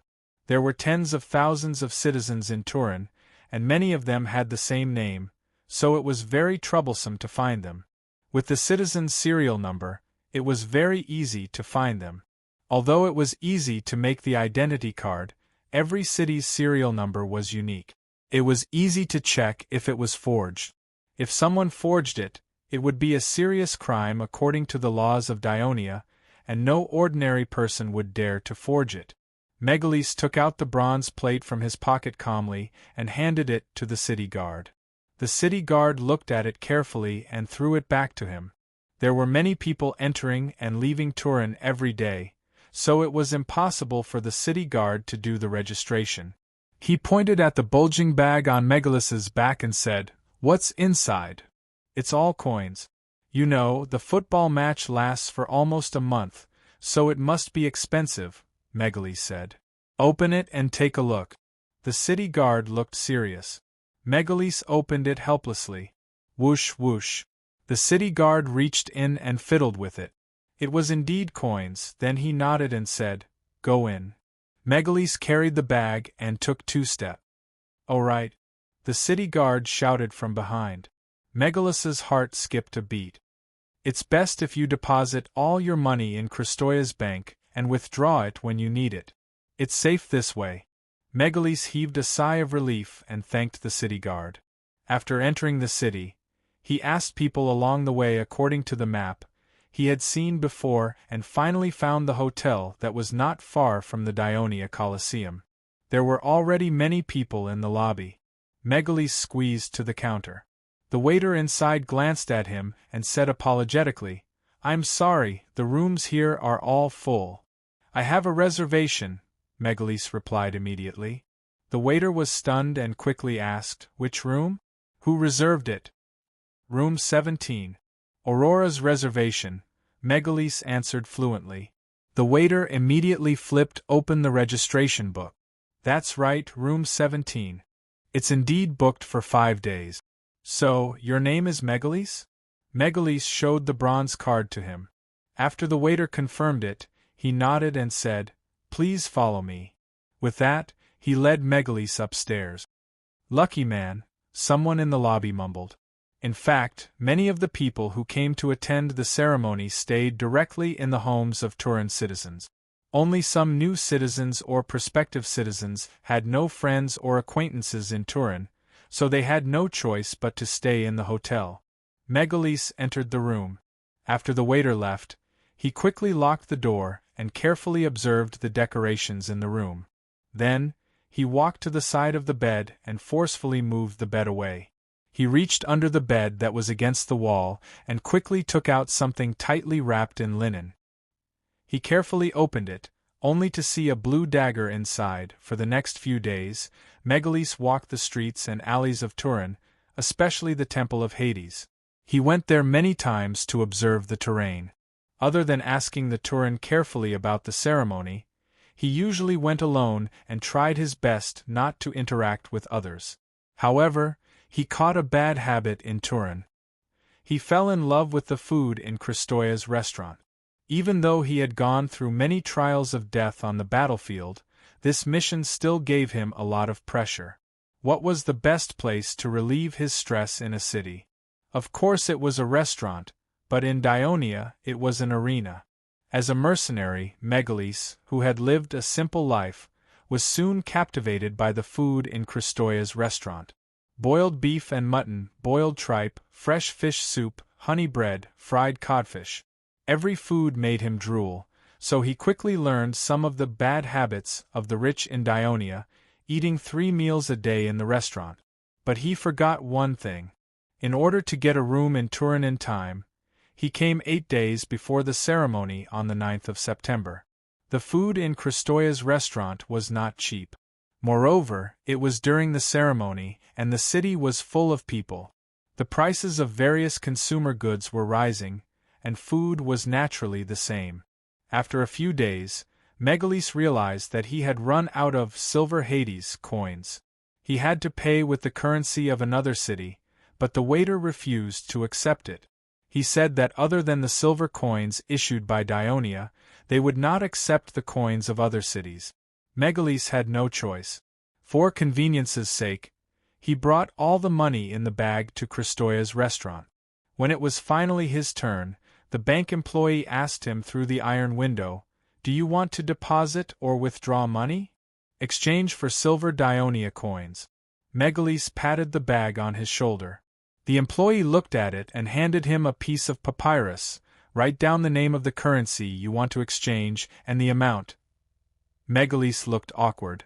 I can't read." The employee was obviously used to this situation. He continued in the same tone, "How about this? You tell me how many coins you want to exchange, then put the money in and watch me verify it for you. Do you agree?" Megalis hesitated for a moment and nodded in agreement. He then told the employee the type of currency he wanted to exchange, the amount, and so on. The employee took notes as he listened. When he heard Syracuse 4 drachmas, his pen trembled slightly. However, there were Sicilian merchants who came to Turin to deposit and exchange money from time to time, so this kind of currency was not uncommon. After he finished recording, he called another employee over to count and check when Megalis put the bag in the window. When he opened the bag and counted the coins, the employee seemed to be careless, but he was actually very careful. Among the coins in the bag, Syracuse 4 drachmas accounted for the most, and some of them were brand new. His heart could not help but beat faster. Chapter 386. Hinepolis is still young. He has just gained power and is a little carried away. He doesn't understand the actual situation in Laos and always wants to do things his way. Ansatanos defended his disciple with a gentle tone. Dionia needs a stable Laos. No matter what Henny thinks, his priority now is to stabilize the order in Laos and slowly build up his prestige. Sir Ansatanos, after you go, tell him that he shouldn't be too hasty in governing Laos. With Dionia's support, his wish will definitely come true in the future. After venting his anger, Divers was in a better mood. He solemnly made his promise. Also, you have to tell him to listen to the opinions of his father's ministers. He has to respect them, especially his uncle, Arabuma. He has to discuss it with him. I understand, Sir Devers. I'll try my best to persuade Henny, Ansatanos replied seriously. By the way, how's the progress of the Hades celebration ode written by Lysias? The celebration will begin in 2 days, the Devers asked with concern. It's almost done. Even though he's dissatisfied with some of your requests and feels that it limits his thinking, it's a great honor after all. Besides, he'll be reading it in front of thousands of Dionia citizens. He can't be happier, Ansatanos joked. The Devers smiled too. Of course, I hope he can prove to me and the Senate through this new ode that the official citizenship of Dionia that I've specially applied for him is worth it. Sir Devers, it seems like we'll have a bumper harvest of wheat this year. However, if we buy more wheat, I'm afraid we won't have a place to store it, said Bagalipi. After Buckos resigned out of guilt, due to the fact that the storm that shocked Ionia had yet to subside and the sensitive nature of the position, the Devers finally proposed and the senators elected Senator Brutti Bagalipi to take up the position. Originally, everyone thought that he was just a transition. They didn't expect that he would be so swift and decisive after taking office. First, Sesta flatly refused to allow Prosecutor Sesta to continue investigating the Polixis case. Of course, Sesta didn't agree, and both sides took the case to the Devers. In the end, under Bagalipi's persuasion, the Devers stopped expanding the case, which won him the gratitude of the public servants under him. Then he made a detailed investigation of the Ministry of Agriculture, and after consulting Buckos, the former Minister of Agriculture, issued a new departmental system, which strengthened supervision, improved administrative efficiency, and lightened the burden on his subordinates. For example, Buckos, when he was in office, often went down to the country to learn about the condition of the fields, and required his subordinates to do the same. Lippi did not think this method was advisable, so he gave the responsibility to the village head. The civil servants under the Ministry of Agriculture only needed to make regular inspections and receive report. Next, he proposed to the Senate that the salaries of public officials in the Ministry of Agriculture should be increased. The reason was that the labor intensity of the people in the agriculture department was too high. They often had to run all over the alliance and even go down to the fields to help with farming. They had no time to take care of their own field. Of course, this proposal didn't go through. After all, if he only increased the salaries of the Ministry of Agriculture, what would the staff of the other departments think? However, Bagalipi won the support of all the public officials in the Ministry of Agriculture. "Your suggestion is to build more barns?" the Devers asked after thinking for a while. "Sir, I think the number of barns in Turii, Cosenza, and Grimentum is enough," Bagalipi replied seriously. After experiencing the Brutti War, the Devers proposed to build barns and carry out strategic food reserves after careful consideration. The slogan, "Prepare for war, prepare for famine," moved the other elders, and they approved the establishment of grain warehouses around the central cities of Turii, Cosenza, and Grimentum. They were also equipped with guards to guard them. It had been 2 years since then. "I've carefully checked the situation in the 3 barns. The wheat stored 2 years ago is a little moldy. If we keep them there, they will probably go bad. That would be a pity. It's better to sell them and make room to buy new grain," Bagalipi suggested seriously. The Devers nodded and said, "If that's the case, then do as you say, Sir Bagalipi." After sending off Bagalipi, the Devers saw Aristiras waiting outside the living room. "What's the matter?" "Sir, the intelligence just came," Aristiras said in a low voice. The Devers took the small scroll and opened it. His face suddenly turned cold. "You've confirmed it?" "Yes, sir. Stratus went to Crimea to investigate and only returned today. His bronze plate was forged. While he was away, we sent someone to open his room and found a poisoned dagger," Aristiras said slowly, word by word, without any emotion. "Looks like he's coming for me. Syracuse, 4 drachmas. Dionysius." The Devers sneered. A cold light flashed in his eyes. He suppressed the violent impulse in his heart and paced back and forth in the corridor. Finally, he stopped in his tracks. His cold and gloomy face was filled with determination as he said in a deep voice, "Since he still hasn't given up, then let him come and make a big commotion." Aristiras understood and hurried off to make arrangements. Then, the Devers sent someone to invite Bagalipi, who was still on the way. It was almost a complete reversal of his previous decision. Not only would he not sell the old grain, he also requested that Bagalipi purchase the new wheat on the market in large quantities, preferably in a short period of time. He would also get Mirzas to provide gold and silver from the national treasury for full cooperation. Bagalipi felt that the sudden change in attitude of the Devers was a little strange, but he rationally did not ask further. Instead, he chose to agree. For the past 2 days, Megali stayed in the restaurant every day, enjoying the delicacies. He spent almost all the money he had. Late at night, he returned to the guest room. After locking the door, he lit the candle and took out the dagger from under the bed. He thought of the promise that His Excellency had made before he left. He stared at the dagger in his hand, lost in thought. The candlelight shone on his face. It was a deep blue 9th of September, the day of the birth of Pluto Hades. Dionia's celebration was held as usual. Thousands of Dionia citizens surrounded the Victory Square. The music started, and the priestesses of the temple began to sing the praises of Hades. After a few years of subtle influence, the citizens were already somewhat familiar with this novel singing method. Hence, the singing sounded from the stage, the audience, and the surroundings, resounding throughout the city. It was a spectacular sight. Next was the large-scale theater performance in the square. It was also one of the favorite shows of the citizens during the celebration.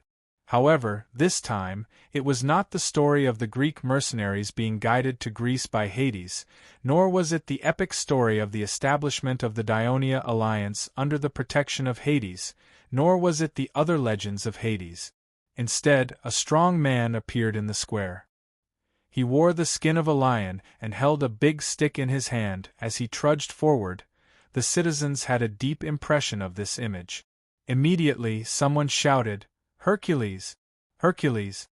Then, accompanied by the heartbeat of the drums, an unusually tall man walked into the square. In fact, he was on stilts and covered his lower part with a longer cloth. Although his appearance was a little strange, the citizens were already surprised. It was actually a giant. The main version of the story of the Battle of Hercules and the Giant was that it happened in Africa, but many Southerners insisted that the battle took place in southern Italy. Now, it seemed that the Dionia alliance had fulfilled their expectations. On the field, Hercules and the giant fought. In the end, the giant was killed. The citizens cheered. At this time, a group of people dressed in pretty costumes ran onto the field, led by a woman dressed in gorgeous clothes. They congratulated Hercules. Soon, Hercules and the woman held hands. Many people were puzzled, but the citizens of Dionia of Bruttii understood the scene. They shouted excitedly, "Queen Valentina! Hercules!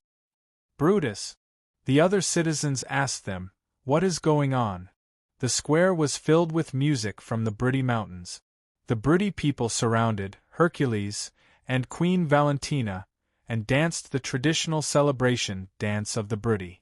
The citizens outside the field, led by the Bruttii people, also began to dance. Lysias looked at the lively and grand scene.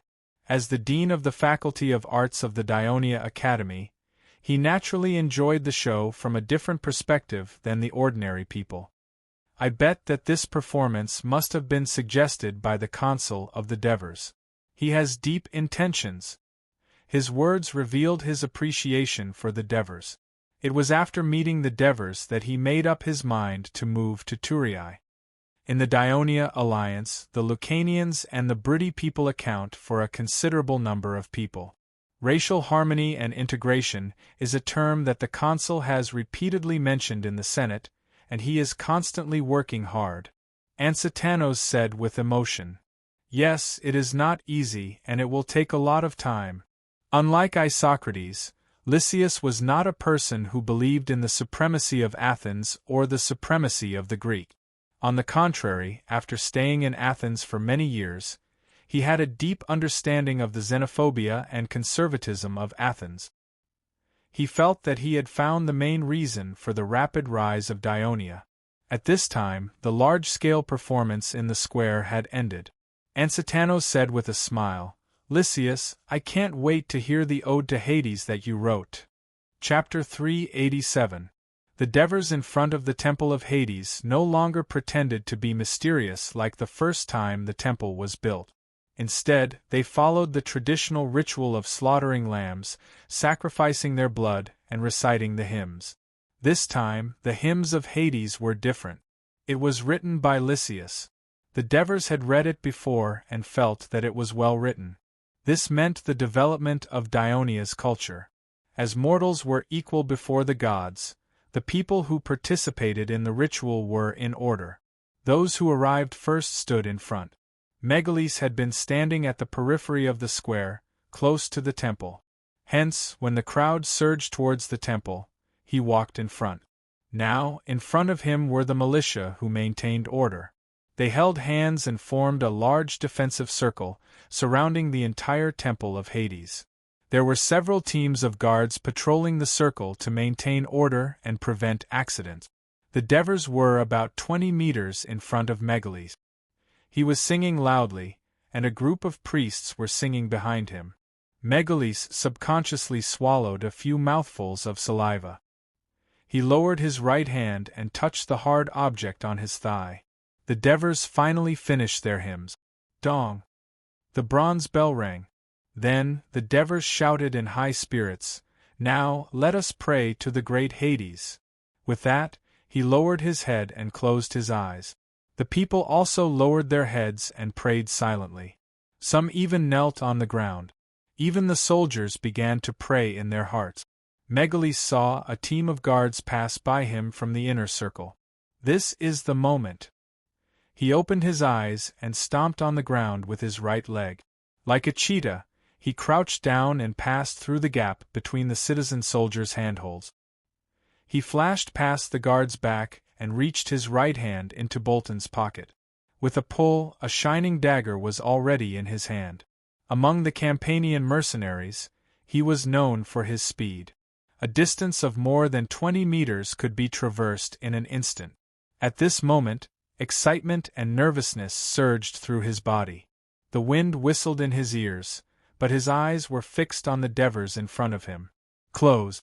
Very close. Devers raised her head. She was neither nervous nor afraid. She just smiled at him. Megale's heart skipped a beat. Behind the Devers, two high priests who had their heads hung low suddenly rushed out. They held small leather shields in their hands and swung them forcefully at Megalese. He was already sprinting at full speed, but he was unable to dodge due to inertia. He felt as if his right hand had been smashed by a boulder, and the pain in his bones felt like they were cracking. The dagger flew out of his hand. Then, another shield smashed onto his head. Megale's head buzzed and he fainted immediately. "Is he dead?" Devers asked. "Sir, he fainted." Marcius, who was disguised as a priest, replied. "Very good." Just as the Devers spat out these two words, someone in the crowd shouted, "Assassins! There was an assassin! He wants to assassinate Lord Devers." "Murder! An assassin wants to kill us!" At this time, the people who had just reacted saw the assassin on the ground in front of the Devers and heard people shouting, "Murder! There's an assassin!" Immediately, the people began to panic. "Not good, someone is causing trouble." The Devers immediately went on alert. There were tens of thousands of people in this sacrificial ceremony. Once there was panic and stampede, the consequences would be dire. Wasn't that what happened to Mithridates' troops back then? In a moment of panic, he walked forward to the back of the soldiers and shouted, "Citizens of Dionia, soldiers of the Legion, I order you to remain calm. Maintain order. Protect the people." Maltius and the soldiers, who were following closely behind, shouted in unison. The citizens of Dionia began to respond to the Supreme Commander's orders and stood up to calm the people around them. The chaos gradually subsided. At this time, a woman screamed as she was pushed and fell into the defensive circle. The Devers looked concerned and prepared to help her up. The soldier next to her immediately helped her up. Just as he was about to help her up, he saw a twisted and hideous face. She pushed away the unsuspecting soldier and quickly pulled out the dagger hidden on her body. She viciously stabbed towards Davos. The Devers, who was very close to her, could not dodge at that moment. He watched in horror as the dagger with blue light pierced his chest. At this moment, Marcius, who was behind him, suddenly pushed the Devers away with his left hand, and at the same time, His right hand quickly met the dagger. The dagger pierced through his palm. He roared and punched the woman's face with his left fist. The woman screamed and flew a few steps back. She fell to the ground, twitching and vomiting blood. "High Priest, are you okay?" "Lord Devers." "Lord Plesinus," the priests and the people at the scene all screamed and rushed to the Devers with concern. "Stay where you are and don't move." The Devers quickly stood up and roared, "Maintain order, I'm fine." As he spoke, the guards rushed over and protected him in the center. "Go and see your captain." The Devers broke through the soldiers' encirclement and walked quickly to Marcius. "Lord, I'm fine," Marcius said in a low voice. He had torn the priest's robe and wrapped his right hand. Divers looked at his right hand, which had been dyed red by the white linen, with concern. He patted Divers' shoulder with deep emotions, but did not say anything. He would remember Divers' life-saving grace in his heart. Then, he continued to move forward and walked in front of the woman. The woman's facial bones were broken, and she looked extremely horrible at the moment. The Devers looked at her in a daze, but his fingers were trembling slightly. After being in this world for so long, this was the first time he really felt that death was so close to him. Damn it! Damn it! Just when he felt that he could no longer control the rapidly growing violence in his heart, a soldier behind him cried out, "Captain, what's wrong with you?" He quickly turned his head and saw Marcius lying on the ground weakly. The dagger was poisoned. A thought immediately flashed in the Devers' mind. More than a decade later, Ansitanos wrote in his History of Magna Graecia, "This was supposed to be a lively celebration for the people of Dionia, but it was interrupted because of this assassination." The captain of the Devers' guards was injured and in a coma. Hundreds of Dionia people were injured because of the panic caused by the assassination, and more than a dozen people died. But more importantly, although the assassination of the consul Devers of Dionia failed, it shocked the entire Dionia alliance and the city-states of southern Italy. At the same time, it had a profound impact on the political situation of Dionia, southern Italy, and even the entire western Mediterranean Sea. This was unexpected by the mastermind at that time. Historians could easily joke about the ups and downs of history after the incident. But on that day, after the assassination, Turris immediately sealed off the entire city and imposed a curfew. Many people living in their homes and hotels were uneasy, because there was a rumor that the Devers had been killed by an assassin. How could the people of Dionia, who had always regarded the Devers as the greatest source of security in the alliance, not be terrified? The consul, who had always been worried about by the people, had already returned home. Faced with the concern and sympathy of Christoia, Agnes, and the children, who had rushed over upon hearing the news, he reluctantly dealt with them and immediately called for Aristyras. The Devers, who had always had a good attitude towards him, now had a face full of anger. "You and your men are all idiots. You actually let an assassin so boldly sneak up to my side without me noticing. If Marcius doesn't wake up this time, many of your men will have to pay the price." Aristyras did not defend himself. It was true that he had been deceived by the enemy this time. He did not expect that Megalis was just a cover, and the real killer move was on a frail woman. Fortunately, the Devers were not injured. Thinking of this, his back was drenched in cold sweat. After venting his anger, the Devers calmed down a little and said sternly, "Aristyras, I don't care what you do, you must dig out these spies, hidden in Dionia's territory in the shortest time possible, and I will let Martones' patrol team cooperate with you." Aristyras clenched his fists and said angrily, "Don't worry, my lord, I won't let you down again. I don't want to see Dionia's elders, generals, or public officials assassinated or accidentally killed, especially when Dionia is going to take action in the future." The Devers' warning did not increase the pressure on Aristyras. On the contrary, he became excited. The alliance was going to take action? Against who? As soon as Aristyras left, Cunigarata and Martones came together. After all, ever since Cunegurata lost the Turii battle against the Lucania alliance, he had developed a strange habit. He did not want to be alone with people who were soldiers, but this time, it was obvious that the situation was urgent. Martones walked into the reception hall and saw that the Devers were safe and sound. He was instantly relieved and said loudly, "My lord, the assassin has confessed." "That fast?" The Devers was a little surprised. Martones wanted to laugh, but he remembered that the atmosphere was not right, so he had to hold it in. "After the assassin woke up, he confessed without waiting for us to torture him. He only made one request, and that is to let him eat a few meals from Kristoya's restaurant before he dies." The request was indeed a little funny, but the Devers was not in the mood to laugh at him. He asked seriously, "What did he say?" Chapter 388. Macias? The Devers remembered that Ansitanos told him that Macias was the leader of the Campanian mercenaries. He later became an important general under Dionysius. "Do you have any proof?" the Devers asked. "No, he came to Turis empty-handed. The hotel he stayed in and the dagger was prepared by a man named Aurolas.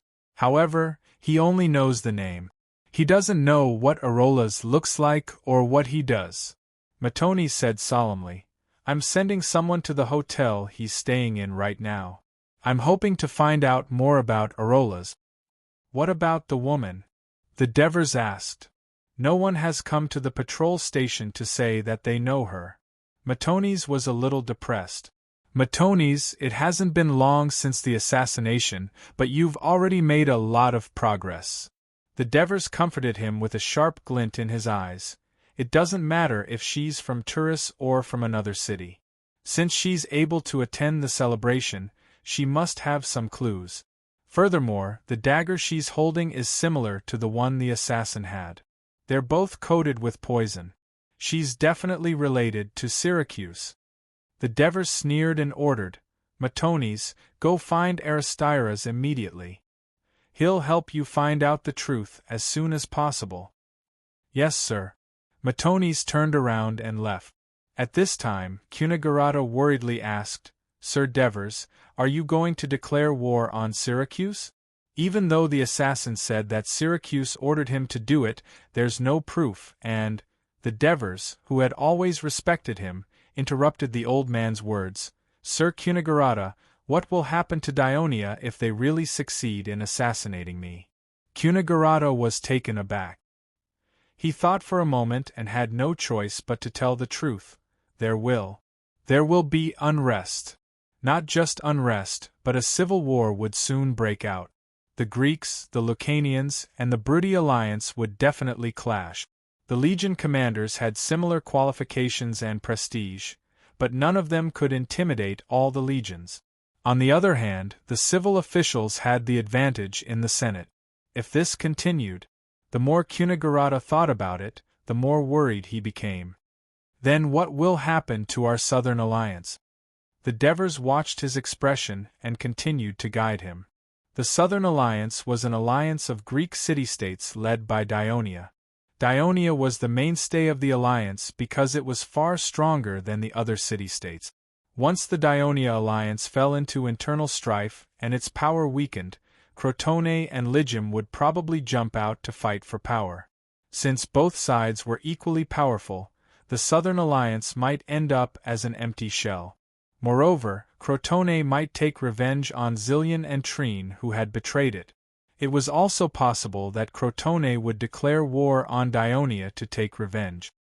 We all know that Syracuse has signed a peace treaty with Carthage, but Syracuse still hasn't dismissed its mercenary troops. Instead, it's buying grains and building ships. Why? Is it to help Sparta defeat the Thebes alliance? The Devers' question was directed at Cunegurata's heart. Indeed, Dionysius had long had ambitions for Greece.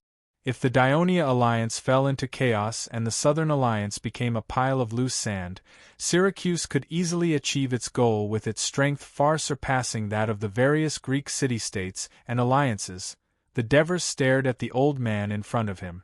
Tiny beads of sweat quietly seeped out from his white temples. As the senator of Dionia who had served 3 consecutive terms as the governor of Turii, the Turii alliance could not be neglected. Unfortunately, his biggest weakness was that he was afraid of war. Lord Cunegurata, you should know me. I will not recklessly declare war on Syracuse without sufficient preparation. However, it is time for us to take action. Otherwise, it will be a terrible thing to allow a vicious wolf like Syracuse to lurk around Dionia, drooling over our land and disrupting the order of our alliance. Cunegurata listened to Devers' sincere words and pondered for a moment. He finally changed his mind. Lord Devers, is there anything you need me to do? The Devers' face lit up with joy. In an emergency meeting of the Senate, I hope you can support my proposal to mobilize the citizens of Dionia to prepare for war with Syracuse. Was it just a preparation? Cunegurata could not believe his ears. He thought the Devers were about to start a war with Syracuse when he saw how aggressive they were. Of course, that's not all. We also need to support Ligium in building a colonial city in Sicily. The Devers looked at Cunegurata and said word by word, I also need you to tell the other elders the truth of the assassin incident. The assassin was sent by Locri under Syracuse's request. Cunegurata's eyes widened in shock. Lord Devers, that's right. I'm going to attack Locri. The Devers' expression was ferocious as he said firmly, Dionysius and Locri have formed an alliance because he wants Locri to become a springboard for Syracuse to invade Greece. Locri's existence makes it impossible for Greece to unite as a whole. This is a great opportunity to declare war on Locri. If Syracuse comes to our rescue, we'll have a high chance of winning against our southern alliance on Greek soil. If it doesn't come, we'll conquer this city that betrayed Greece.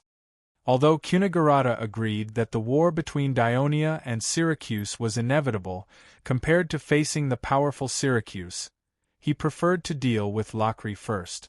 When the city alliance of Dionia was first established, Locri was a powerful force in Greece. However, it was nothing in the eyes of the people of Dionia now. Furthermore, the fact that the Devers could come up with such a strategy meant that he was not blinded by anger. Hence, Cunegurata began to come up with a plan. Coincidentally, the generals and councillors of the Southern Alliance have been invited to this celebration. Lord Attilicus of Ligium, Lord Lysias of Crotone, Lord Cypros of Trine, Lord Prethinus of Silatina, and Lord Frinrus of Corunna are all in Turii. They must have heard about today's shocking event. We can hold the Southern Alliance meeting in Silatina in Turii. I believe we'll be able to reach an agreement easily. I believe they're waiting for the Senate to contact them. Our Senate meeting must end as soon as possible, reminded the Devers. I understand. Cunegurata nodded. When he left the Devers mansion, his steps were heavy. He knew that after today, the Dionia alliance that had been at peace for more than 3 years might once again open the door to war. When the Senate of Dionia convened, the elders were more concerned about the safety of the Devers, especially the former mercenary elders, the elders of Lucania, Amendolara, and some of the elders of Brity. Therefore, when Cunegurata told them the truth, the elders were enraged. The Devers' proposal to declare war on Locri was easily passed. Although the warmongers such as Amintas were slightly disappointed that the Devers did not directly declare war on the culprit, Syracuse. Even though Cornelis, Ansitanos, and the others were surprised that Syracuse didn't step forward and let Locke take the lead, they were relieved for the time being. The Senate finally decided to send an emissary with harsh requirements to question Locri. The Devers did not have time to rest after returning home. He immediately asked for his father-in-law, Attilius. Seeing that you're fine, I can finally rest assured. Attilius said happily as soon as he saw him. This made the Devers feel a little warm. Then, Attilius shouted loudly, Syracuse. It must be Syracuse who did it, right? I've said it before. The Devers interrupted him and said decisively, The Senate of Dionia has decided to fully support Lygium's construction of a colonial city in Sicily, but we also hope that you can abide by your previous words and hand over Lygium's fleet to Dionia. That's really good news. However, if we hand over the fleet to you, can Dionia guarantee the safety of Lygium's coast and trade routes? Attilius became reluctant at this moment. I think Syracuse won't have time to humiliate Lygium anymore because Dionia will send an emissary to question Locri. Why did you send an assassin to assassinate me? The Devers's words were shocking. Attilius was shocked. How? How could it be Locri? Because Dionia and the Southern Alliance need to wage war on Locri, the Devers said resolutely. Attilius was still shocked, but he had already understood the Devers's intention. With trembling hands, he held the armrest of the wooden chair and slowly sat down. You want to... No. You want to lure the people of Syracuse to Greece. Chapter 389. Autolycus pondered for a long time before he raised his head and stared at the Devers. I promise you that Lygium will hand over the fleet to Dionia, and will fully support Dionia's proposal in the Southern Alliance meeting. Of course, you have to understand that this is not because you are my son-in-law, but because the Lygium have always wanted to inflict serious damage on Syracuse.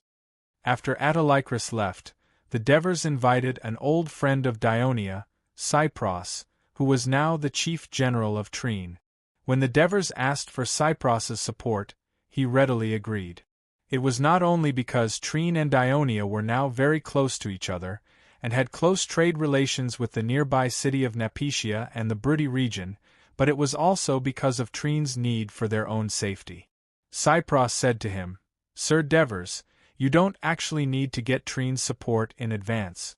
Your proposal will easily gain the support of the Southern Alliance, because Crotone, Cirium, Corunna, and us, Trine and the Lochley Alliance have been mortal enemies for decades, and this has become the biggest problem that has plagued us for many years.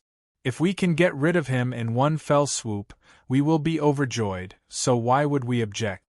As Cypros had said, during an emergency meeting of the Southern Alliance held in the hotel next to the Senate, which was specially used to receive envoys and VIPs from other city-states, the other city-states unanimously agreed that when war broke out between Dionia and Lochley, the Southern Alliance would form a joint army to fight against them, and at the same time, prepare for war with Syracuse. When the meeting ended, it was already late at night. The generals sent off the Devers and were about to return to the hotel when they suddenly heard Lysias shouting, "Look at the sky!" Streaks of silver light streaked across the night sky in the southwest, and they were exceptionally dazzling in the pitch-black sky.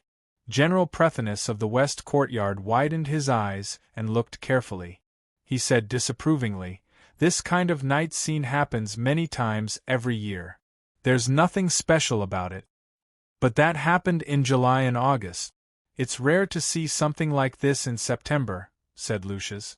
"It's indeed rare in this season," General Friellus of Corunna said solemnly. "This is an auspicious sign." Cypros shouted excitedly. "Immortal constellation has the hero Perseus. He killed the vicious Medusa. Now we have finally made up our minds to declare war on the tyrannical Dionysius to eliminate this tyrant who has been threatening the safety of the Greek city-states and people for more than a decade. Isn't this what the hero Perseus hoped for?" Cypros is right. As long as the Southern Alliance is united, our strength will surpass that of Syracuse. We can deal a heavy blow to Syracuse just like how Perseus killed Medusa, and restore the independence and freedom of the Greek city-states of Sicily. Attilius said encouragingly. Some of the other generals were deep in thought, while others kept nodding, as if this would reduce the tension of a possible war with Lochley and Syracuse. When the Devers returned home, he was already very tired, but when he heard Aristyra's arrival, he still forced himself to stay awake and met him in the study. "Sir, we've already found out who booked the room for Megalith. He's a merchant from Loc who often comes to Tyrol to buy wine. Hence, the owner and waiters of the hotel are very familiar with him. However, it's a pity that he left Turii 9 days ago and returned to Rockley, Aristiras reported. The merchant from Rockley. He was not wrongly accused. The Devers sneered. In fact, it was obvious that Rockley was the prime suspect. Ever since the Polixus case, the people of Turii, and even the people of Dionia, were more vigilant against the people of Syracuse who entered their territory. On the contrary, the people of Rockley, who were allies of Syracuse, had a good attitude. Is there any progress on the investigation of that woman? The Devers asked again. Yes, we have. She is the concubine of a former noble of Cremissa who was sentenced in the Polixus case not long ago. She came to Turii with a few family members of those sentenced in the previous case. Sir Matones has already sent people to find and arrest them. It was Cremissa again.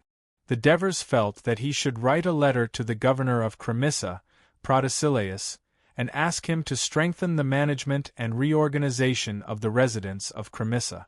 At the same time, he was thinking about whether he should propose to the Senate to set up a patrol department to lead and coordinate the patrols of the various cities, strengthen the maintenance of the city's order, and arrest criminals. In other words, he should raise the status of the patrol team and make it more professional, instead of always letting citizen soldiers take turns to do the job. Thinking about this matter over and over again in his mind, Daves unknowingly came to Kristoya's bedroom. When he noticed it, he hurriedly gestured to Asuna, who was outside the room, and prepared to quietly leave. At this time, Kristoya's voice came from inside the room. Is it Devers? Why aren't you sleeping at this late hour? It's not good for you and the child in your belly, the Devers complained softly. How am I supposed to sleep if you don't come back after what happened today? Kristoya's voice was filled with deep concern. I want you to sleep with me tonight. Okay. The Devers walked into the room and sat down by the bed. Look at me, I'm fine. Asuna quickly lit the candles and went to boil water to wash the Devers' face and feet.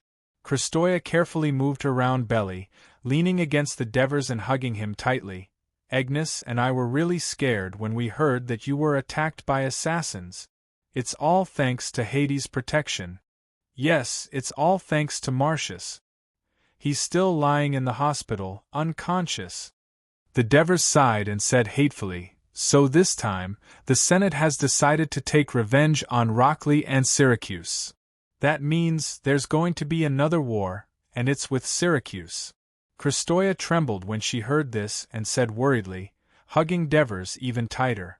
The Devers gently stroked her back and comforted her. Don't you understand me? When have I ever lost a war? But if that's the case, I'm afraid I won't be by your side when you give birth. The disappointment on Kristoya's face disappeared in a flash, and she comforted the Devers in a gentle voice. Don't worry about me. With Asuna and Agnes taking care of me, and those students of yours, Herpes and the others, coming to see me regularly, I'll give birth smoothly, just like last time. But you have to protect yourself. If you... What will happen to me, Agnes, Little Crow, Cynthia, Adoris, the child in your womb, and everyone who loves and relies on you? At this point, her voice was choked with sobs. The Devers could only hug her and comforted her softly. Don't worry, I have Hades' protection, there won't be any danger. And this time, for my safety, the Senate has added another 100 guards for me, so the security will be even tighter. But this way, our family won't be able to stroll around the Turii market easily in the future. Do you remember the last time we... Kristoya's light snores rang out. She had fallen asleep at some point. The Devers laid her down and gently covered her with a blanket. He stared at her pretty face that was frowning slightly, and a thought that had been suppressed in his heart was rapidly expanding. The next day was the start of the Dionia rugby finals. The Turii didn't stop because of yesterday's incident. It was held on time as usual, and the people filled up the arena early in the morning. When the noise began to fill the huge arena, the people saw the consul that they had been worried about for the whole night appear in the VIP seats. He smiled and waved to the people around him, and all the rumors were dispelled. The people let out deafening cheers, and the entire arena began to boil. While the people of Dionia in Thurii were cheering for the opening of the rugby finals, Fräulein, the envoy sent by the Senate, was already on a boat to Locri.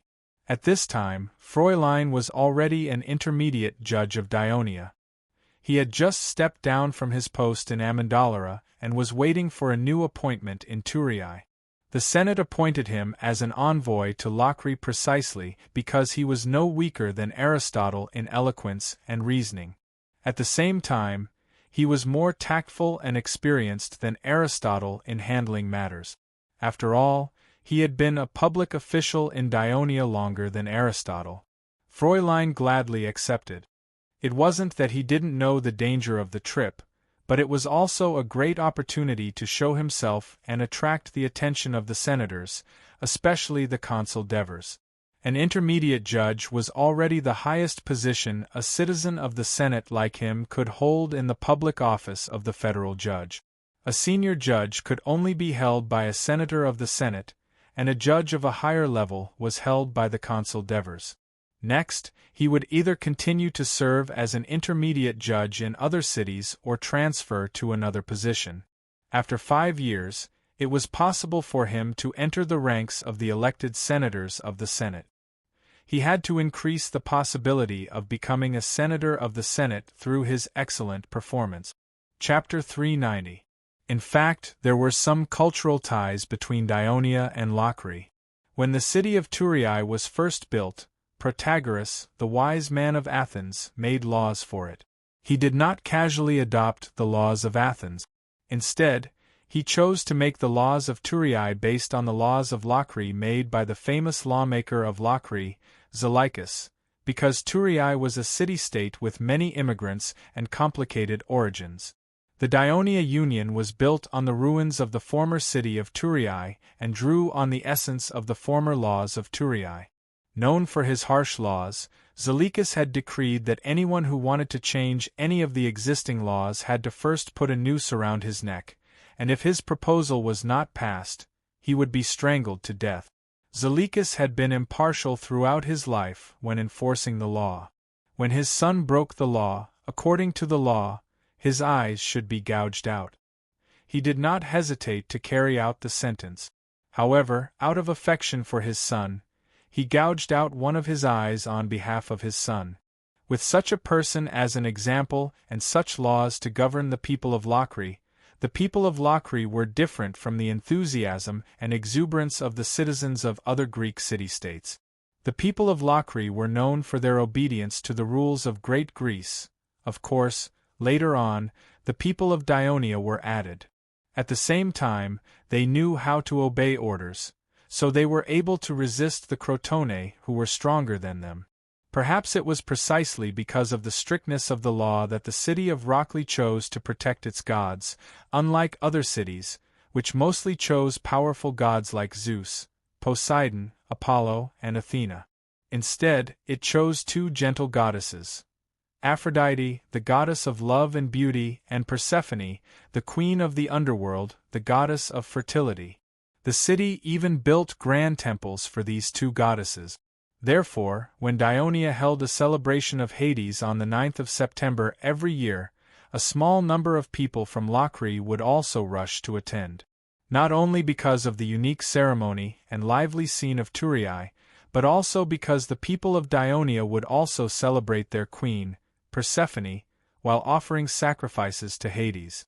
At the same time, because the guardian deities of the city-state were the 2 goddesses, the women of Rockley had a higher social status than those of other city-states. They were allowed to wear veils in public and had the right to inherit property. This was somewhat similar to Dionia.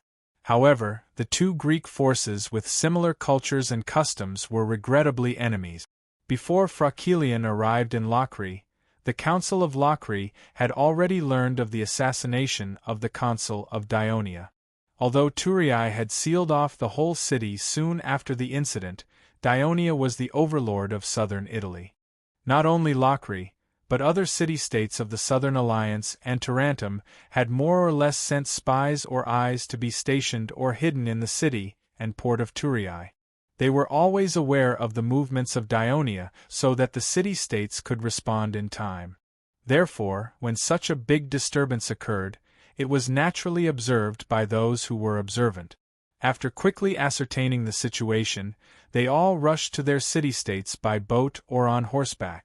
Frachelion set off the next day, but he was lagging behind. His boat entered the port of Locri. The public officials of the port quickly sent the news to the council in the city. The councillors of Locri were surprised as to why the envoy of Dionia would appear here at this time. Among the generals and councillors of Locri, only a few knew the real inside story of the assassination. For example, General Demodorus, the brother of Dionysius's wife, Doris of Locri. He thought that Dionia was going to protest to Syracuse again, but he did not expect the envoy of Dionia to appear here. Although surprised, Frachelion was invited into the council out of courtesy and respect for Dionia, the overlord of southern Italy. In Locri, like other democratic city-states, the citizens' assembly was the highest authority. Other than discussing and deciding important matters of the city-state, the ordinary political affairs were handled by the General Executive Committee and the Council. The Council was simply a smaller version of the Citizens' Assembly. It divided all the citizens who participated in the Citizens' Assembly into many groups, usually 10 groups. They took turns to participate in the political affairs of the city-state through the Council. Therefore, there were 8 generals and hundreds of council members in the Council. This was already quite a large force, several times more than the number of people in the Senate of Dionia. Frachelion made some preparations and walked to the center of the hall after being invited by the president of the council. Councillors of Locri, I, Frachelion, am here as the envoy of the Union of Dionia. I am here to question Locri on behalf of all the citizens of Dionia. Frachelion stated the purpose of his visit directly. As soon as his voice fell, it caused a commotion among the councillors around him. He did not stop talking. Instead, he raised his voice. I think you all know that the great consul of Dionia, the beloved commander of the citizens, has been assassinated. It has aroused the anger of all the citizens of Dionia. Now, one of the assassins has been caught on the spot. After interrogation, he revealed the truth. He admitted that he was hired and helped by a Locri merchant named Aurolas to infiltrate Thurii and assassinate the consul Devers. This is slander. This is a frame-up. The chief general of Locri, Demodorus, immediately interrupted Frachelion's words and retorted loudly, Locri would not provoke Dionia for no reason. The people of Locri are not that stupid. But the truth is the truth. After a detailed investigation by Thurii, all the evidence is irrefutable. The Dionysian Senate has confirmed again and again that the mastermind behind this assassination is none other than you, Rockley. Frachelion shouted angrily as he pointed at the crowd in a righteous manner. The councillors were instantly in an uproar. Are the people in the Senate of Dionia fools? What does this have to do with Locri? Why don't you go and question Syracuse? This is obviously a common trick of His Excellency. He has assassinated his political opponents in other cities in Sicily many times. What irrefutable evidence! This must all be fake. Dionia only dares to blame Locri because you don't have the guts to provoke Syracuse. Even if the merchant named Aurolas is from Locri, he may have been bribed by other cities. Has Dionia interrogated him? How could you so easily conclude that it was Locri who ordered this? Frachelion ignored their arguments and abuse and continued, Therefore, the Senate of Dionia and all the citizens are extremely angry at Locri's despicable behavior and demand that you accept punishment. First, repent your mistakes to Hades and send an envoy to Thurii to publicly apologize to the Senate. Second, compensate the people of Dionia who were injured and killed in this incident. Lastly, Frachelion faced the angry crowd without fear and his voice was firm and loud, break the alliance with Syracuse. If so, Dionia will forgive Locri for what he did and accept you, before Frockelian could finish his words, he was drowned by angry roars. Locrine did nothing wrong. Why should he accept the unreasonable demands of Dionia? This is a humiliation to Locrine. This is a conspiracy of Dionia. They want to break up the alliance between Locrine and Syracuse. Not only were the members of the council cursing, but a few of them even ignored the dissuasion of others and rushed to the center of the hall. The one who ran at the front was one of the generals, Diapantos. The hot-tempered general rushed forward and punched Frockelian, knocking him to the ground. Just as he was about to kick him again, another general, Metlephenes, hugged him and shouted anxiously, "Do not violate the sacred tradition of the envoy of the city shall not be violated. Do not violate the law of Locrine." Upon hearing the word law, the people of Locrine who had just rushed forward to surround Frockelian froze. Metlephenes took the opportunity to shout, "Lord Demodocus, if you don't stop them, they will be severely punished for violating the law." Demodocus, who had been watching from the side, was called out by Metlephenes. As the chief general, he had to stand up and defend himself. Humiliating Locrine means you are Locrine's enemy. We are all protecting the honor of the city. How can this be considered breaking the law? Lord, you are right. Someone immediately agreed. All right, everyone, please leave. The meeting hall is a sacred place. We, Rockley, are a civilized city-state, not to Lee. We can't do anything to humiliate the messenger. Demodocus said as he walked forward. The council members obediently returned to their seat.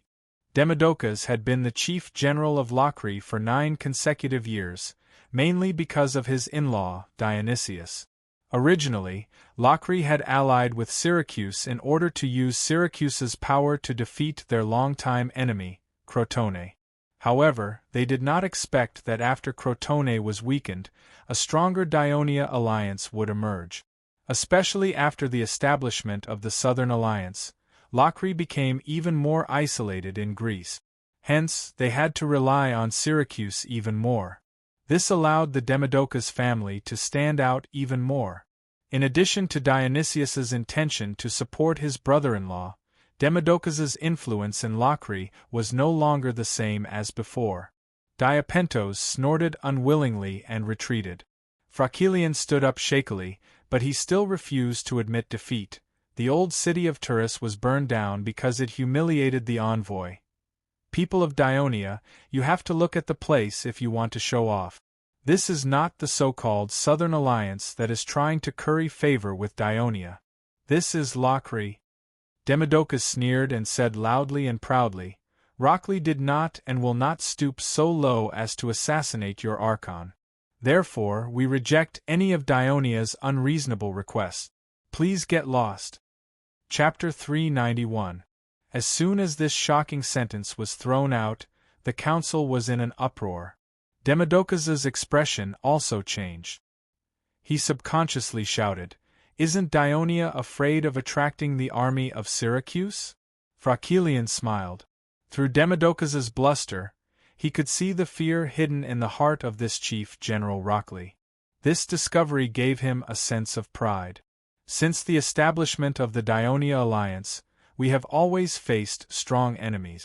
In the end, we always defeated the strong with the weak. That's how we created the powerful Dionia alliance today. We're not afraid of Syracuse, but what about Rockley? Are you not afraid of the army formed by Dionia and the Southern Alliance? Demodocus and the others' faces suddenly turned pale. Lord Frockelian, look at those ships. They can rush over and knock us over at any time. What did you do to the Rockley people to make them so angry? The captain of the passenger ship that brought Frockelian to Rockley said half jokingly and half complaining. You'll know in a few days. Frockelian stood at the bow of the ship and looked around at the Lockley warships that were protecting his ship in the center. He laughed boldly and said, "Don't worry, the generals of Lockley won't let us die here. If something happens and we die here, there will be statues of us in the Valhalla of the Temple of Hades in Turii. Has the damn messenger of Dionia left?" My lord, the ship of Dionia has left the port successfully. Demodocus let out a sigh and temporarily put down a burden in his heart. Beside him, Diapantos roared, "How infuriating! The people of Dionia came to Rockley to show off their threat, and we still have to protect their safety. Diapantos, you have to understand." Demodocus immediately put on a serious expression and said in a slightly scolding tone, "Whether we have a war with Dionia in the future or a negotiation to resolve this conflict, as long as their messenger is safe, there will be room for negotiation in the future. You have to know that the combined strength of Dionia and the Southern Alliance is not weaker than Syracuse. The citizens of Rockley are not afraid of battle." Diapantos retorted angrily, but his voice sounded weak. Demodocus ignored him and turned to Metlos Finus. "Quickly go to Syracuse and tell General Dionysius that Dionia has framed Rockley for sending assassins to assassinate their consul and has declared war against Rockley. They hope that he will send reinforcements, otherwise, Rockley will not be able to defend against the army of Dionia and the Southern Alliance alone." In the city of Laos, Arabuma returned to his mansion with a gloomy expression. His wife saw him and could not help but ask with concern, "Did your nephew give you a hard time again?" Hearing his wife's words, Arabuma was furious. He snorted coldly, "Nephew? He doesn't treat me as his uncle. Do you know what he's up to today? He wants to build a school." "School? What's that?" The wife of Lucaria obviously did not know much about Dionia. "Aya, you don't understand. It's not something good. He even wants to let the children of the poor study in school. He's crazy." Arbulmus pounded the wooden table with his fists to vent his frustration. Not long ago, his teacher came from Turiai and warned him not to mess around. He even told him to listen to you. His wife reminded him. "Listen to what I say." Arabuma sneered. "It's not like you don't know your nephew. He's been stubborn since he was young. Now that his father is dead and he's a consul, no one can control him anymore." Arabuma was getting angrier as he spoke. Go. Give me some milk water, I'm dying of thirst right now." After his wife left, Arabuma lay on the couch. He remembered that when he went to discuss politics with Hinepolis this morning, he was opposed to his proposal to build a school.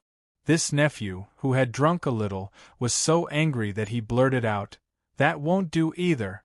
That won't do either. If you can't do anything, why do we need you ministers? Look at our allies. The people of Dionia have governed Turiai so well. I think it's better to let them govern Laos." The more Arabuma thought about it, the more shocked he became.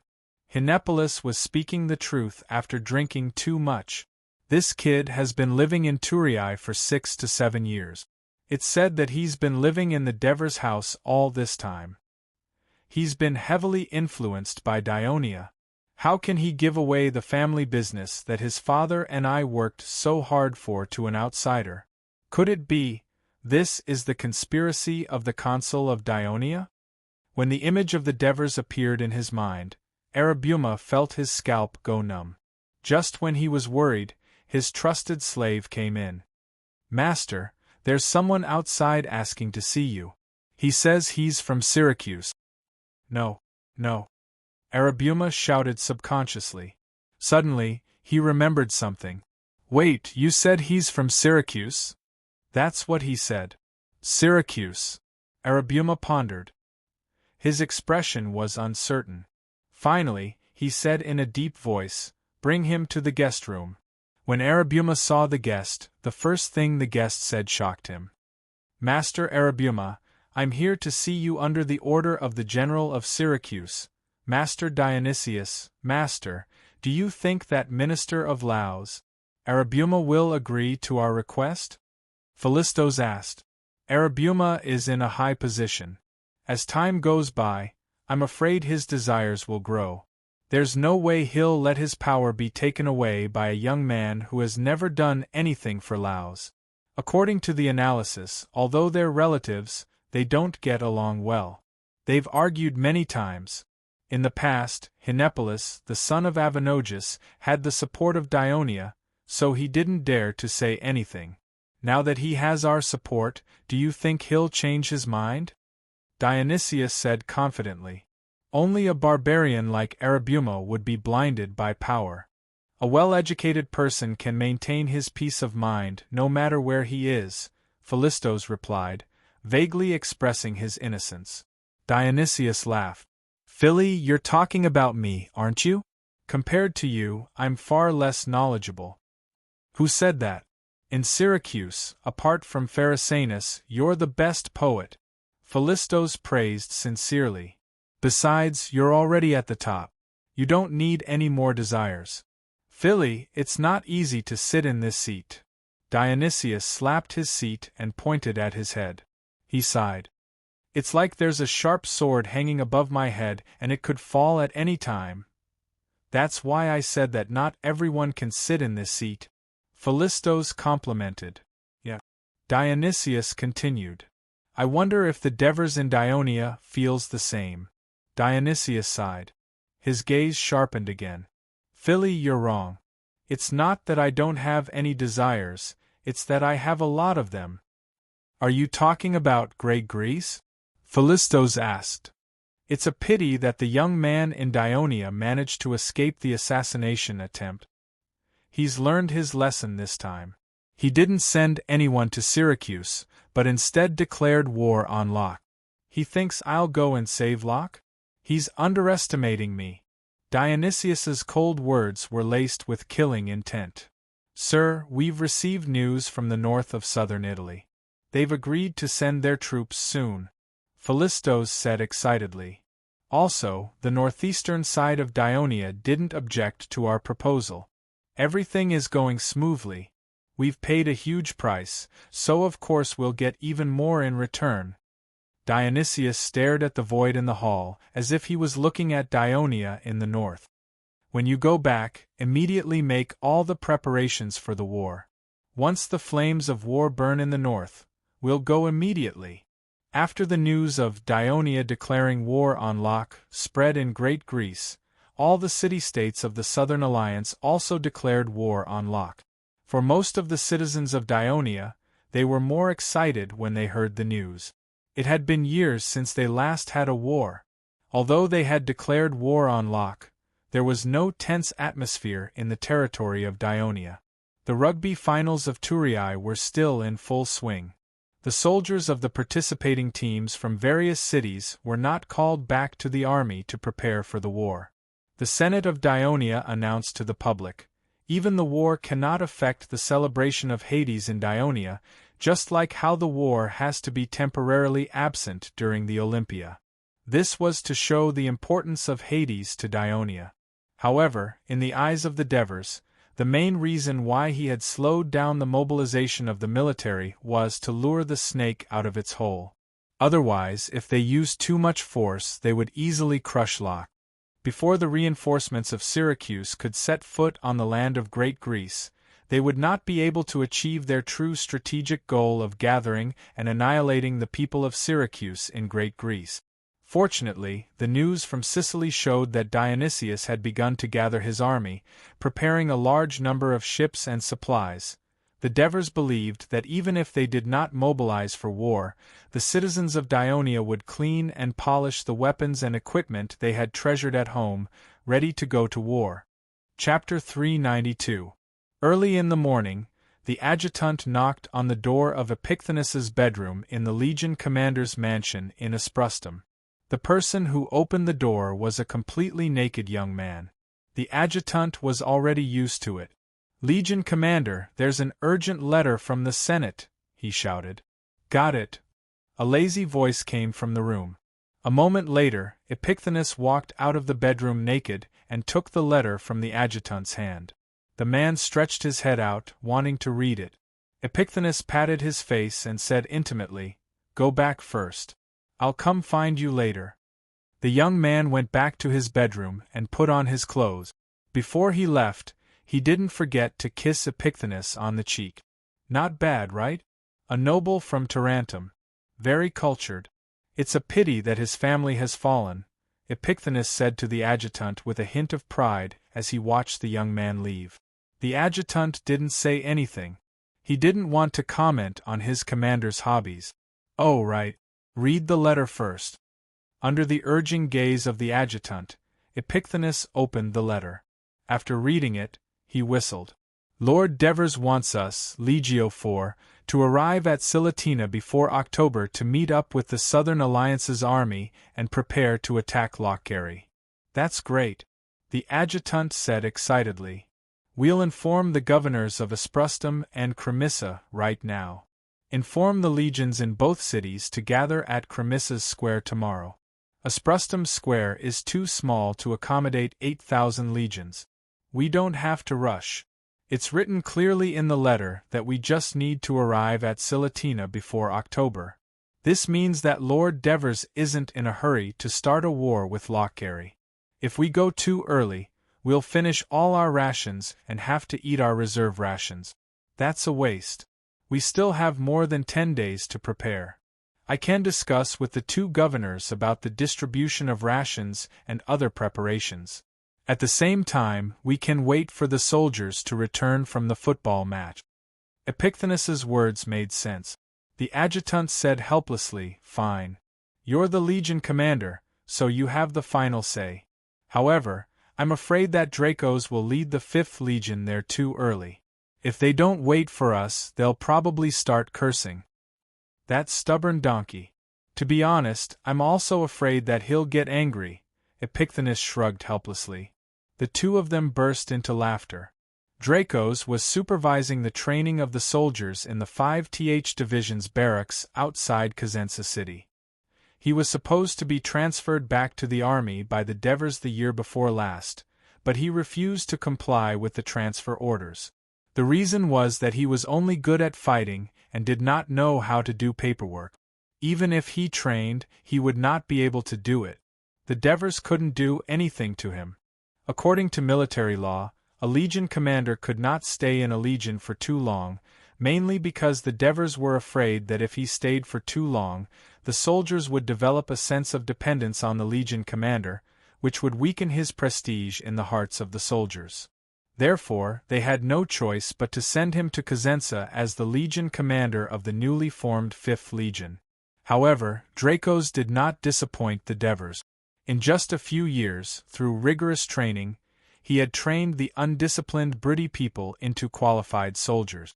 Legion Commander, an urgent letter from the Senate from Cosenza. A guard hurried over. Dracos opened the letter and read it. His face lit up with joy. He shouted, Messenger! Messenger! I'm here, Legion Commander. Immediately send your men to Vig, Canopetia, and Anbalia with this urgent letter.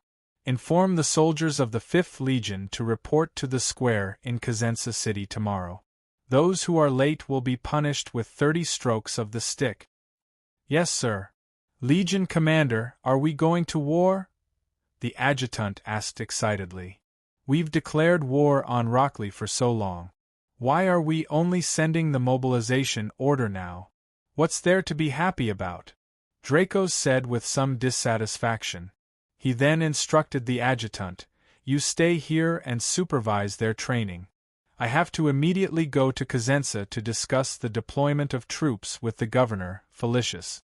The adjutant remembered something and reminded Dracos, Legion Commander, we still have some soldiers participating in a rugby match in Turii. Look, I almost forgot if you didn't mention it. Dracos thought for a moment and said, Find some reserve soldiers to replace them first. At the same time, send someone to Turii to urge them to come back quickly. Otherwise, don't blame me if they miss the battle. Agesilaus lay in the big tent with a solemn expression. Now, the Sparta coalition army and the anti-Sparta alliance were in a stalemate at the Isthmus of Corinth. The enemy relied on the strong defense of Corinth city to repel Sparta's attacks many times, leaving him at a loss. It was not that Agesilaus did not want to open up a second battlefield, but the Sparta fleet had suffered heavy losses. That damn Athens Canaan led the huge fleet built by Persia directly into the port of Piraeus and handed the entire fleet over to Athens. This caused Sparta to face the same predicament they faced decades ago: they lost the sea. Damn Persia, they're definitely behind this. Agesilaus cursed in his heart, but he obviously forgot that it was his actions in Asia Minor that led to today's outcome. At this moment, someone opened the tent. "King Agesilaus, I'm here." "Phoebidas." Agesilaus was about to sit up. Phoebidas dared to step forward, held him down, and said with concern, "I heard that you haven't been feeling well these days. You even fainted yesterday. Don't stand up." As Phoebidas spoke, he sat cross-legged on the ground. Agesilaus did not act pretentious. He continued to lie on the bed and said, "This is an old problem. I'll be fine after a few days of rest. Actually, this is a side effect of polio. This time, I called you here because the Elders' Council has sent an urgent letter." Agesilaus' expression became serious. "Syracuse is about to attack Great Greece, so they're asking us for help. They're asking for a general who's proficient in military affairs to help them defeat Dionia." "What? Dionysius wants to start a war against Great Greece at this time? Where's the aid he promised us?" Phoebidas was shocked. "Of course not." Agesilaus sighed helplessly. "According to Syracuse, it was Dionia who first declared war on Locri, forcing them to fight to protect their ally. But you and I both know about the assassination of the consul of Dionia 10 days ago. Although Dionia claimed that it was the Locri who did it, I'm afraid the truth is not that simple." "Damn Dionysius! This bastard who doesn't keep his promise!" Phoebidas scolded angrily. "If it wasn't for our Sparta's support, how could he have secured the position of the tyrant of Syracuse? Although Dionysius is infuriating, Dionia and Athens have strengthened their relationship. You have to know that Thurii was established by Athens in the past, and has always been an ally of Athens." Agesilaus stared at Phoebidas and said solemnly, "Therefore, since this war is unavoidable, we must not let Dionia win. That's why I've recommended you to the Elder Council. I understand your ability, but I hope you can put aside your resentment towards Dionysius and help Sparta win this war." Phoebidas listened and nodded heavily. "King Agesilaus, don't worry. I'll help Dionysius defeat Dionia as soon as possible. Then, I'll ask him to send troops to aid Sparta as soon as possible." Agesilaus cautiously reminded him, "Don't be careless, and don't underestimate the young Archon Devers of Dionia. You have to know that he has never lost a battle until now. Otherwise, the Dionia alliance wouldn't have risen so quickly, surpassing our expectations. Dionysius asked us for help because he felt this pressure. In the past, when he fought against Carthage, he didn't take the initiative to ask for our help before the war. He even said that if the war against Dionia and the southern Italian alliance breaks out, he's willing to let the Sparta general command. Dionysius isn't good at battles, and the Devers." Phoebidas thought carefully and said excitedly, "Although I don't like this person, I have to admit that he's a good opponent. However, I'm confident that I can defeat him." Agesilaus looked at him for a while, then nodded and said, "That's right. We Sparta should be fearless. Hurry back to the team now, complete the handover, and immediately rush to Syracuse." "Yes." Seeing Phoebidas leave, Agesilaus was still worried. The young Archon of Dionia, who he had never met but had been winning, not only gave Dionysius pressure, but also the king of Sparta, who had been paying attention to Dionia. At the same time, in a mansion in the city of Athens, the chief general of Athens, Sarasablos, was talking to Esocrates. Esocrates, who was usually aloof, was quite respectful in front of Sarasablos because in his heart, Sarasablos was someone worthy of his respect. Chapter 393. Athens was liberated, and Thrasybulus and the others who regained power restored the original democratic system of government in Athens. However, they did not retaliate against the supporters of the oligarch's tyranny. Instead, they announced a political amnesty and strictly implemented it.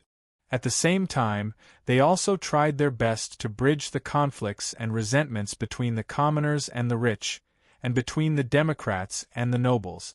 This made the current Athens more united than it was during the Peloponnesus War. On the other hand, Thrasybulus and the others also adopted a cautious and gentle policy. They forgot about the betrayal of their former allies in the Delian League and treated every city-state equally. This caused these city-states to gradually gather around Athens through trade and diplomacy. Athens was not as domineering as it was during Pericles' reign, but its national strength was rapidly recovering to its former glory. This was why Esocrates admired Thrasybulus. Although he had contributed greatly to the revival of Athens, the people were afraid of his dictatorship and deliberately did not elect him as a general for a few years. Thrasybulus still offered advice and suggestions to the city-states without any complaint. Esocrates, I believe you already know about Dionia's declaration of war against Rockley some time ago, Thrasybulus asked with concern. You've been to Thurii. Based on your judgment, do you think Dionia will go to war with Syracuse? There will definitely be a war, Esocrates said without hesitation. Thrasybulus was surprised that Esocrates was so sure. I haven't been to Syracuse, but judging from Dionysius's brutal performance in Sicily, he has destroyed several Greek city-states in Sicily, including Catarni and Leontini. This person is extremely greedy for land and has even sent people to disrupt the political order of Dionia. I'm afraid that he is the mastermind behind the assassination of the Archon of Dionia not long ago. It can be seen that Great Greece is his next target. Therefore, if Dionia wants to humiliate his only ally in Great Greece, how can he ignore it? He will definitely send reinforcements to fight against Dionia. And Dionia, I don't think it's afraid of going to war with Syracuse. Even though it's weaker than Syracuse, the citizens of this city-state alliance are eager to go to war, like a cat that has seen a mouse. They'll join the war without hesitation, and they also have the support of Crotone, Lygum, and other southern alliances. They might even be preparing to deal a heavy blow to Syracuse in Greece. Like a cat chasing a mouse. Hee, Isocrates, you're exaggerating. No one loves war. Sarasablos laughed, and the expression on his face relaxed. I'm relieved to hear you say that. If Dionia can go to war with Syracuse, then the pressure on our anti-Sparta allies will be reduced. I hope that Dionia can defeat Syracuse and completely cut off Sparta's support, so that we can focus on dealing with Sparta. Sarasablos, my thoughts are the exact opposite of yours. You'd better pray to Athens and let the two city-states suffer great losses, Isocrates said with a serious expression. Why? Sarasablos was surprised. I won't deny that I have a good impression of Dionia, Isocrates said with his unique hoarse voice. Isocrates continued with his unique hoarse voice. However, such a good impression is rather frightening when one thinks about it. It is no joke that the citizens of Dionia love to fight, because the law of Dionia states that citizens would only be granted better lands if they have military merits. I believe you can understand the crazy things the Greeks would do for land. In fact, it was this law of Dionia and another immigration law that accepts free people as citizens of Dionia, the immigration law of Devers, that attracted thousands of free people and foreigners to Dionia. In turn, these former free people who became citizens of Dionia or preparatory citizens pushed Dionia to expand rapidly to obtain more land. Although Dionia doesn't devour the land of its Greek compatriots unscrupulously like Syracuse, it's obvious that its territory is expanding rapidly. In addition to taking in Greek free people to become citizens of Dionia, they even let the foreigners become citizens of their alliance. Sarasablos nodded. I've read Aristophanes' The Dionia Man. The alliance of Dionia not only let the foreigners become citizens, but also let the leaders of these foreigners become senators of the Senate of Dionia and senior generals of the army. Because of this, the Bruttii Mountains and Lucania municipality have successively become the territory of Dionia.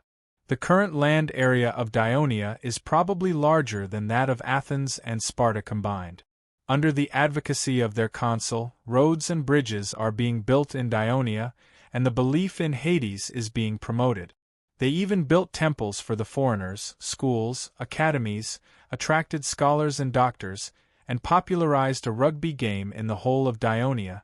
If there's no interference, according to the development trend of Dionia, a powerful city-state alliance may appear on the peninsula of Italy in 10 years. Not only will it far exceed the cities of Greece in terms of territory and population, but it's also not weaker than our Athens in terms of trade and culture. However, it's already very different from the traditional culture of Greece. After listening to Isocrates' words, Sarasablos' expression became solemn. He pondered for a while and said, "Isocrates, aren't you thinking too much?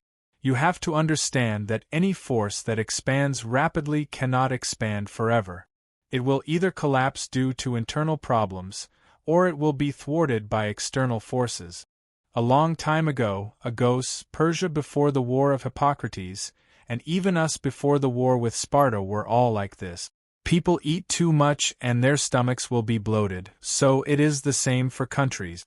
But Sarasablos, I'm afraid Dionia will be an exception." Isocrates reminded him anxiously. "Because this alliance adopts a political system that is completely different from any country and city-state in the Mediterranean Sea." "Oh? What kind of political system does Dionia have?" Sarasablos asked with interest. "According to my observation there, Dionia is said to be a city-state alliance, but in fact those city-states that belong to it are not city-states at all, but cities that are directly ruled by the Senate of Dionia.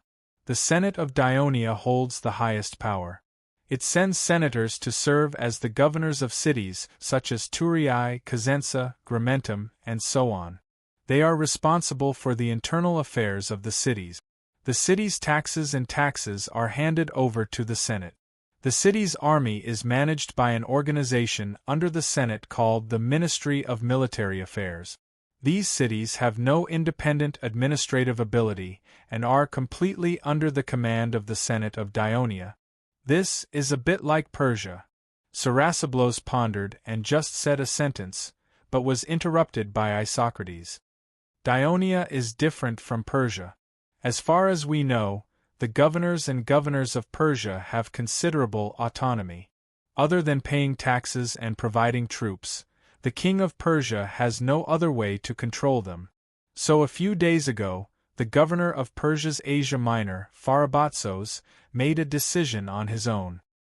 He gave the fleet built with Persia's money to Athens for use. He also agreed to let Athens rebuild the city wall to protect the port of Piraeus. If it's any governor in the Dionia alliance, it's impossible for him to make such a decision because the Senate of Dionia has a firm control over everything. In my opinion, it can effectively concentrate all the resources, population, and gold and silver in the territory to do something that other city-states and countries can't do." After listening, Sarasablos pondered for a long time with a solemn expression. Finally, he let out a long sigh and said with a smile, "Isocrates, I originally invited you to talk about whether Dionia can start a war with Syracuse. I didn't expect you to talk about the threat of the Dionia alliance. Since Dionia is so powerful, it seems that we don't have to worry about Syracuse anymore. We need to strengthen diplomatic relations with Dionia and hope that it can help us to deal with Sparta." Seeing that Sarasablos did not seem to take his words seriously, Isocrates wanted to say something more, but Sarasablos said seriously, "Isocrates, you have to understand that the focus of Athens now is to take advantage of the support of Persia, and the overall situation is in our favor. We have to concentrate our strength to defeat Sparta as soon as possible and weaken this long-time enemy of Athens. There are so many city-states and races in the Mediterranean Sea, each with its own unique system. We don't need to worry about this or that at all. Only the goddess of destiny can control the future. No one can tell. As long as we, Athens, can maintain the unity and stability of our city-state, handle the relationship with other city-states, develop our trade, strengthen our armed forces, Athens will still be the glorious Athens. We're not afraid of anyone. Sarasablow's words just happened to hit the heart of Isocrates, the oratorical educator who believed in the concept of Athens is supreme. He said sincerely, "You're right, Athens will reforge its glory." At the beginning of August, the great leader of Potentia, Plomoth, received an invitation from Dionia to participate in the celebration of Hades. Like in previous years, he politely refused and still sent his brother, Borit, to participate. Chapter 394. Ever since Potentia joined the Dionia alliance, the situation of Potentia had greatly improved. The southern front, which should have been guarded against, became its rear. Not only did it have trade with Grimentum and Pixie, but the subordinate city of Poseidonia also benefited from it, and the maritime trade volume with the southern city-states increased year by year. The lives of the people of Potentia had improved, and the treasury of Potentia had also become abundant. Every time Plomoth thought of this, he felt gratified that joining the Dionia alliance was the best decision he had ever made. Of course, the frequent trade between Potentia and Dionia had naturally influenced some of the Dionia culture. For example, the people of Potentia had begun to like the sport of rugby, and some people of Potentia had begun to pray to the patron saint of Dionia, Hades, while worshipping the god of Mount Ascent. The priests of Potentia had reflected this problem to Plomoth many times, and he was helpless. He knew that this was the spontaneous behavior of his people, and the people of Dionia had not deliberately guided them. However, the frequent contact between the people of Grimentum and their compatriots made them feel that the crude statues of the god of Mount Asinu could not be compared to the majestic bronze statues of Hades in Greece. They also heard that the temple of Hades in Thurii was even grander, so how could they not be in awe and begin to transfer their faith? Moreover, there were so many attractive stories about Hades, from the cult of the god of the underworld compiled by Presinas and others, many of which were very different from the original legends. Plomoth felt that the influence of Dionia on the culture of the people of Potentia was not a bad thing, because he himself was also enjoying the elegant culture of Dionia. For example, he had just had lunch, which was a delicacy from Dionia, boiled mutton. He felt that it was much better than the roasted mutton and boiled mutton he had eaten before, so he was now very full. He rubbed his bloated belly, and was about to take the hound for a walk in the courtyard to digest through exercise. Then his servant came in and said, "The leader of Shahadath seeks an audience. Let him in." He was a little uneasy. Sasadat's tribe was in the north of Potentia, adjacent to Samanai's Kopsa. It could be said that Potentia's front line against Samanai, so Sasadat rarely left his territory and came to Potentia. Did the Samanai make a move?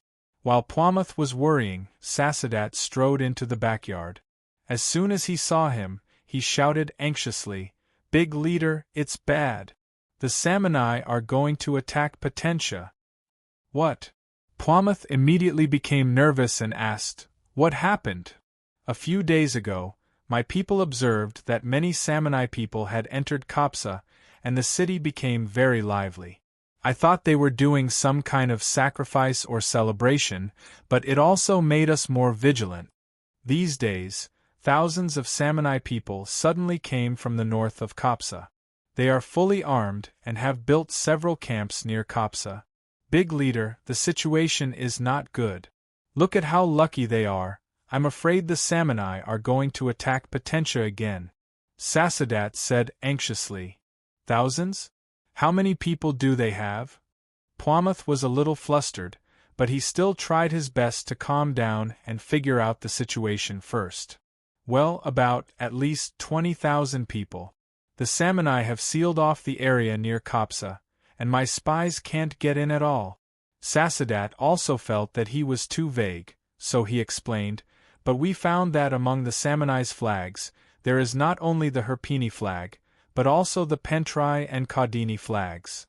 Plomoth was really shocked and said anxiously, "Are the 4 major tribes of Samanai all gathered in Kapsa?" "For the time being, we haven't found the Karasini flag," Sasadat said anxiously. "Big leader, you must immediately send troops to support me. I'm afraid that the Samanai will launch an attack in the next few days. My hundreds of soldiers can't stop them at all."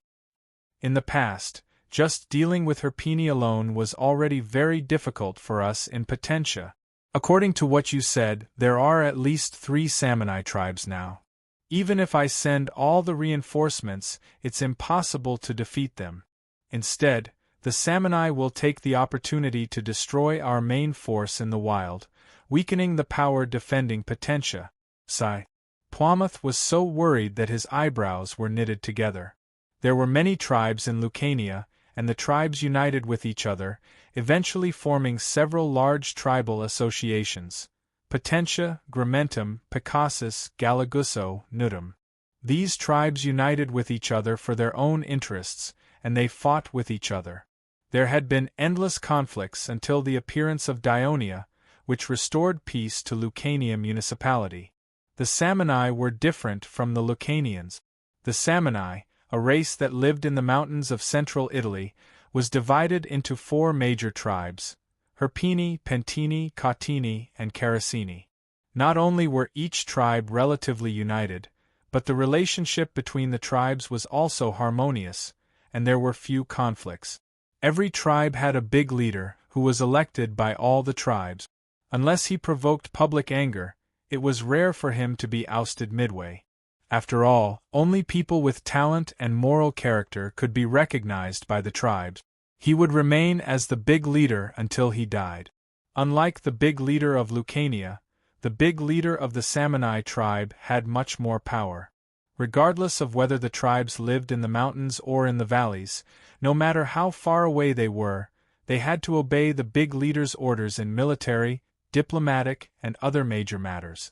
From this point of view, the 4 major tribes of the Samanai were more like 4 kingdoms instead of the tribal union of Lucania and Bruttii. It was precisely because of this characteristic that the Samanai, a race that lived in the barren mountains, could make the surrounding Latins, Greeks, and Lucanians fear them.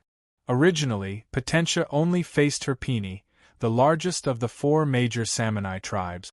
Originally, Potentia was only facing Hilpini, which was the largest of the 4 major Samanai tribes. It was located in the southern part of the mountains occupied by the Samanai people, bordering Potentia. Now that 2 more tribes had come, how could Potentia not feel nervous? He paced back and forth in the courtyard anxiously. Finally, he made a decision. "Sasadat, go back immediately and tell your tribe to make preparations. First, quietly transport some supplies to the city. Once you discover that the Samanai people have launched an attack, do not take the risk to resist.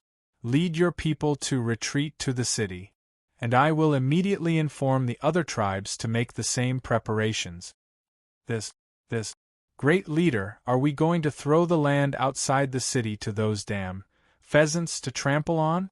The Samoyed warriors liked to put pheasant feathers on the top and sides of their helmets to distinguish their ranks. That's why they got this nickname?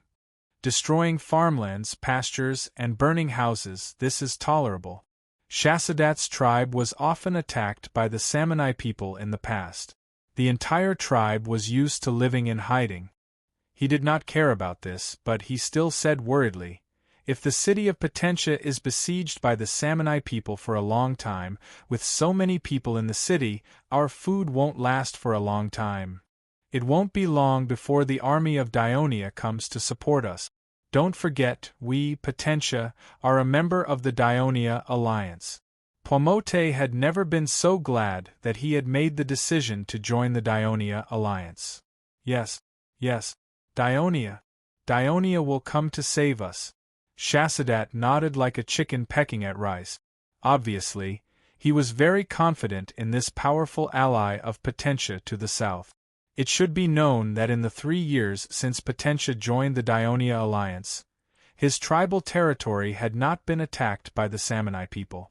Watching Sasadat leave in a hurry, Pomote's face became even more gloomy. He had already heard that Dionia had declared war on Rockley. Potentia had asked for help from Dionia at this time. Would Dionia come to help in time? Alexis walked into the city hall of the Grimentum. The governor, Bagul, was already waiting there. Commander Alexis. Bagul was wearing a Burton uniform, but he gave a military salute. Sir Bagul. Alexis, who was wearing a military uniform, raised her hand to greet him. What lord? Don't make fun of me. Right now, I want nothing more than to take off my robe and put on my armor, so that I can serve as an officer under your command. Bagul helplessly smiled. Back then, Bagul held the two positions of the first captain of Legio III and the governor of the Grimentum. It was only a temporary measure to stabilize the situation in Lucania after they had just occupied the Grimentum region. Neither the Senate nor the Devers would let the highest administrative and military power of a region, at that time, the captain of Legio III, Hieronymus, was in Turiae, and the position of the first captain was the highest military position in Lucania municipality, be concentrated in one person. Therefore, when Dionia obtained Picassus and gained the upper hand in Lucania, the Senate proposed to remove Bagul from his position. Considering that the Grimentum was located in the center of Lucania municipality, if Dionia's rule was consolidated, the whole of Lucania would be completely stabilized. Therefore, the Devers temporarily removed him from his position in the legion and tried to persuade him for several days. Chapter 395. There's a situation, and it's a big one, Bagul said with excitement and seriousness. Let's hear it. Alexis was all ears. However, Bagul kept Alexis guessing first. He first pulled Alexis to sit down, and then let his men bring the freshly marinated beef jerky and beer. Since the Devers invented this marinated beef jerky and used it as military rations, it had gradually become a favorite among the citizens of Dionia. It became a delicious snack for the people of Dionia, just like dried figs and dates. Usually, I'm the one who goes to your barracks to disturb you. It's rare for you to come to Grimentum today. In return, I have to treat you well. Let's talk over a drink. What Bagul said was the truth. The barracks of Legio III were built between Picassus, Grimentum, and Nudum. Alexis, as the current commander of Legio III, could not stay in Turiae like the former commander, Hieronymus. The system was not perfected at that time. During his tenure as commander, he had to live in the barrack. Of course, the barracks were not simple. It was more like a militarized town. Although Bagul had resigned from his position, he still went to the barracks every 2 or 3 days to participate in military training and competitions whenever he had free time. Over time, he actually became good friends with Alexis. Alexis also knew his forthright personality, so she did not refuse. She grabbed a piece of beef, chewed it, and said, "What's the big situation? The Samani have gathered a large army at the border of Potentia. It's said that there are at least 20,000 people," Bagul said with some excitement. 20,000 people. Alexis was shocked. She put down the beef jerky in her hand and asked eagerly, "Are you sure that the Samani are going to attack Potentia? The messenger of Potentia came to me to ask for help. How can it be fake?" Bagul drank a mouthful of beer and said half-jokingly, "Pomote, that stubborn old man who usually doesn't like to talk to us Dionia people really can't sit still this time. After the messenger of Potentia asked for help from me, he hurried to Turiae. Bagul, this matter must be taken seriously, especially at the critical moment when we declare war on Lockery," Alexis said with a serious expression. He obviously thought about the problem more deeply than Bagul. And before he took office, the Devers had solemnly reminded him. The barracks of Legio III were set up in Lucania municipality. Their current mission was to stabilize the situation in Lucania and eliminate those who opposed Dionia. But their future target was the Samani. This was a powerful and terrifying race. He must not let his guard down. I must go back immediately and gather the soldiers of Legio III to prepare for war. At the same time, send the soldiers of the mountain reconnaissance team to investigate the strength of the Salmoni and report it to Sir Devers as soon as possible. Alexis immediately stood up. As a person who grew up in the southern part of Lucania, Bagul did not have a deep impression of the Salmoni. In addition, the Legion of Dionysia had won consecutive victories in the past few years, so it was inevitable that he became arrogant and underestimated the enemy. But seeing that Alexis was so cautious, he also took it seriously. Should we let the citizens of the Legion Reserve team also prepare? Of course. I have a bad feeling. I'm afraid this is going to be a big battle, Alexis said with a serious expression. Yes, a big battle, Bagul responded, his face full of excitement. Sir Devers. Marcius is awake. Marcius is awake. As soon as Helps entered the living room, he could not suppress his excitement and shouted. Really? The Devers who was talking with Heraclide jumped up with a look of surprise. Just like what you said before, when the venom leaves the parent body, referring to the poison, and is exposed to the outside for a long time, the toxicity may be reduced. It seems that this is indeed the case. The awakening of Marcius is a good example. It was no wonder that Helps was so excited. More than half of the territory of Dionia was mountainous. Every year there would be people bitten by snakes and insects. The Turii hospital had no good treatment for this.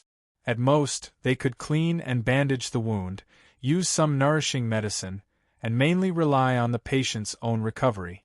But this time, under the guidance of the Devers, the hospital carried out careful care and medication for Marcius, and finally saw results.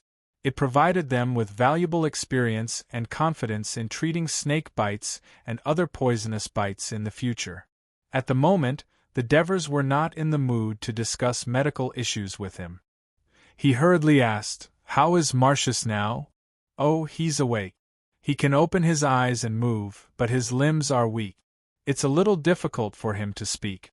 He can only lie on the bed now. It seems that he still needs some time to recover. Take me to see him, said the Devers, pulling Helps out. Sir, are you still going to see the construction of the stone bridge over the Saraceno River today? Young Heraclide asked hurriedly. Didn't you just set up the piers? I'll go see it when you're laying the bridge deck. The Devers waved his hand and said apologetically, All right. Young Heraclide understood how much the awakening of Marcius would affect the Devers, so he could only helplessly follow the Devers out of his mansion.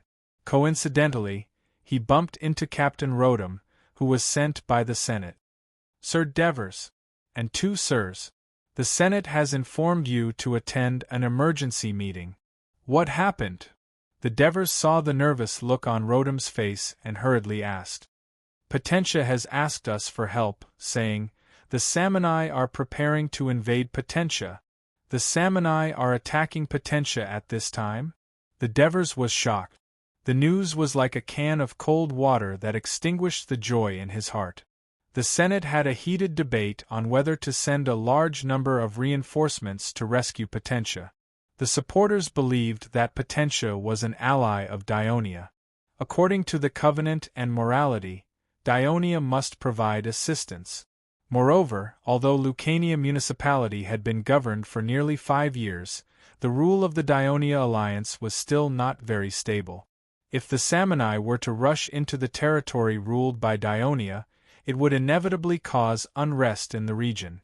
Dionia should defeat the Salmoni as soon as possible before going to war with Rockley or even Syracuse to avoid fighting on both sides. The opponents believed that Lucania municipality had its own army, Legio III stationed there, and Elia as an ally. The assembled army was more than enough to deal with the Salmoni, so there was no need to send more reinforcements. When Dionia was about to go to war with Rockley and Syracuse, it was not appropriate to send troops to the north. Instead, it would leave the army in its territory empty. The Devers did not make the final decision. He was very conflicted. He had experienced the strength of the Salmoni from his previous life. This mountain race had been fighting with the booming Rome for decades. They had defeated the Rome many times and made them endure the humiliation of the Yoke Gate. The Devers did not think that the army of Legio III and Potentia could deal with them. Before the fire was ignited and turned into a fire, they should do their best to extinguish it. However, before the war with Rockley, there was a large-scale invasion of the Samni. He would not believe that it had nothing to do with Dionysius. He thought that he had designed a trap and was waiting for Dionysius to jump into it. He did not expect Dionysius to directly instigate the Samni to attack from the north first. He wanted to make it difficult for Dionia to defend from both ends. Before the battle with Syracuse, he already felt that Dionysius was difficult to deal with. He was a terrifying opponent. He had to re-evaluate the tyrant of Syracuse who had taught him a lesson. However, he was now sure that Syracuse was determined to fight with Dionia. He was just worried that the tyrant of Syracuse had other tricks up his sleeve.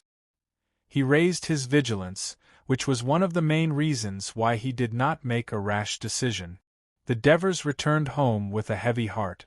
Before he had the time to take a sip of water, he learned that Ansitanos had come to visit him. He hurriedly went out to welcome him. "Sir Ansitanos, I've finally waited for you to come back," the Devers said half jokingly and half expectantly. "The distance I've traveled in this period of time is more than the distance I've traveled in the past few years combined," Ansitanos replied with a smile. "That's because you haven't traveled much in the past few years. In the future, I'll have to let you travel more for diplomatic activities like this." "Please don't. It's already taken up a lot of time for me to write my history book. Isn't going to travel more so that you can observe the situation of other city-states? Only then will your history be more vivid and detailed." Back then, Herodotus traveled all over the Mediterranean Sea. The two of them chatted and laughed as they entered the living room. "Sir, the Senate of Carthage has rejected our request for an alliance," Ansitanos said after he sat down. After Ansitanos sat down, he said sternly, "They even refused to sign a friendly trade treaty with us." The Devers could understand why Carthage refused to form an alliance. After all, Carthage had just ended a war with Syracuse. It was said that he was severely injured and needed to recover. Now that the relationship between Dionia and Syracuse was tense, Carthage, who was their neighbor, could naturally feel the tension between them. He would definitely not jump into the fray easily. However, it was strange that he refused to sign a trade treaty with Dionia. Carthage was known for its maritime trade in the western Mediterranean Sea. Is Carthage so afraid of Syracuse that he doesn't want to have anything to do with us? The Devers were a little surprised. "I've carefully understood the situation in Carthage City. The Maganid family, who used to have a ruling position in the Senate of Carthage and also had a strong interest in Sicily, lost their power due to their defeat in the previous war. They were forced to accept the mission of building a new colonial city in the Iberian Peninsula by the Senate of Carthage. Now, the one who holds the power in the Senate is another big family. The patriarch is called Hanno. Not only is he conservative, but he also prefers land over maritime trade. Hence, he came up with a slogan, 'Advance inland and let the citizens obtain more land.'" Ansitanos said slowly. Chapter 396. Ansitanos did not hold back in voicing his deduction. "Maybe in their eyes, Dionia's chances of winning aren't high. In fact, Carthage doesn't attach much importance to Dionia. Hanno, the ruler, didn't even meet me." Devers did not expect that Carthage, who was on par with Rome in his previous life, would be so cowardly. However, it was 100 years later when Carthage and Rome fought for hegemony. Carthage's development in 100 years was naturally incomparable to Carthage's. Devers was a little depressed when he recalled that Carthage, whom he had a good impression of in his previous life, mainly due to Hannibal's influence, actually looked down on Dionia. "One day you will regret your neglect of Dionia. Sir Ansitanos, Do you think the Simonians' invasion of Potentia was instigated by Dionysius? Devers wanted to reconfirm his judgment. I heard the news as soon as I came back. Ansitanos took a sip of the syrup and said, "Well, I think it's very likely. Syracuse and Campania had a close relationship since Dylan's era. The two sides traded frequently. Syracuse also sent troops several times to help the Greek city-states of Campania defend against the Simonians' attack. It is said that most of Dionysius's mercenaries came from Campania, so Dionysius should be more familiar with the Simonians in the mountains of Campania. As long as he is willing to pay the price, it is not impossible to persuade the Simonians. Besides, I'm afraid the Simonians have been worried about the strength of Dionia." After Ansitanos' reminder, Devers suddenly remembered that since Potentia joined the Dionia alliance, the Simonians had never attacked Lucania again. Obviously, they were very afraid of Dionia.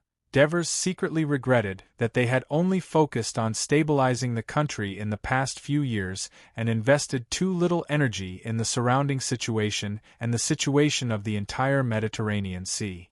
This was a lesson, he warned himself in his heart, and then humbly asked Ansitanos for advice.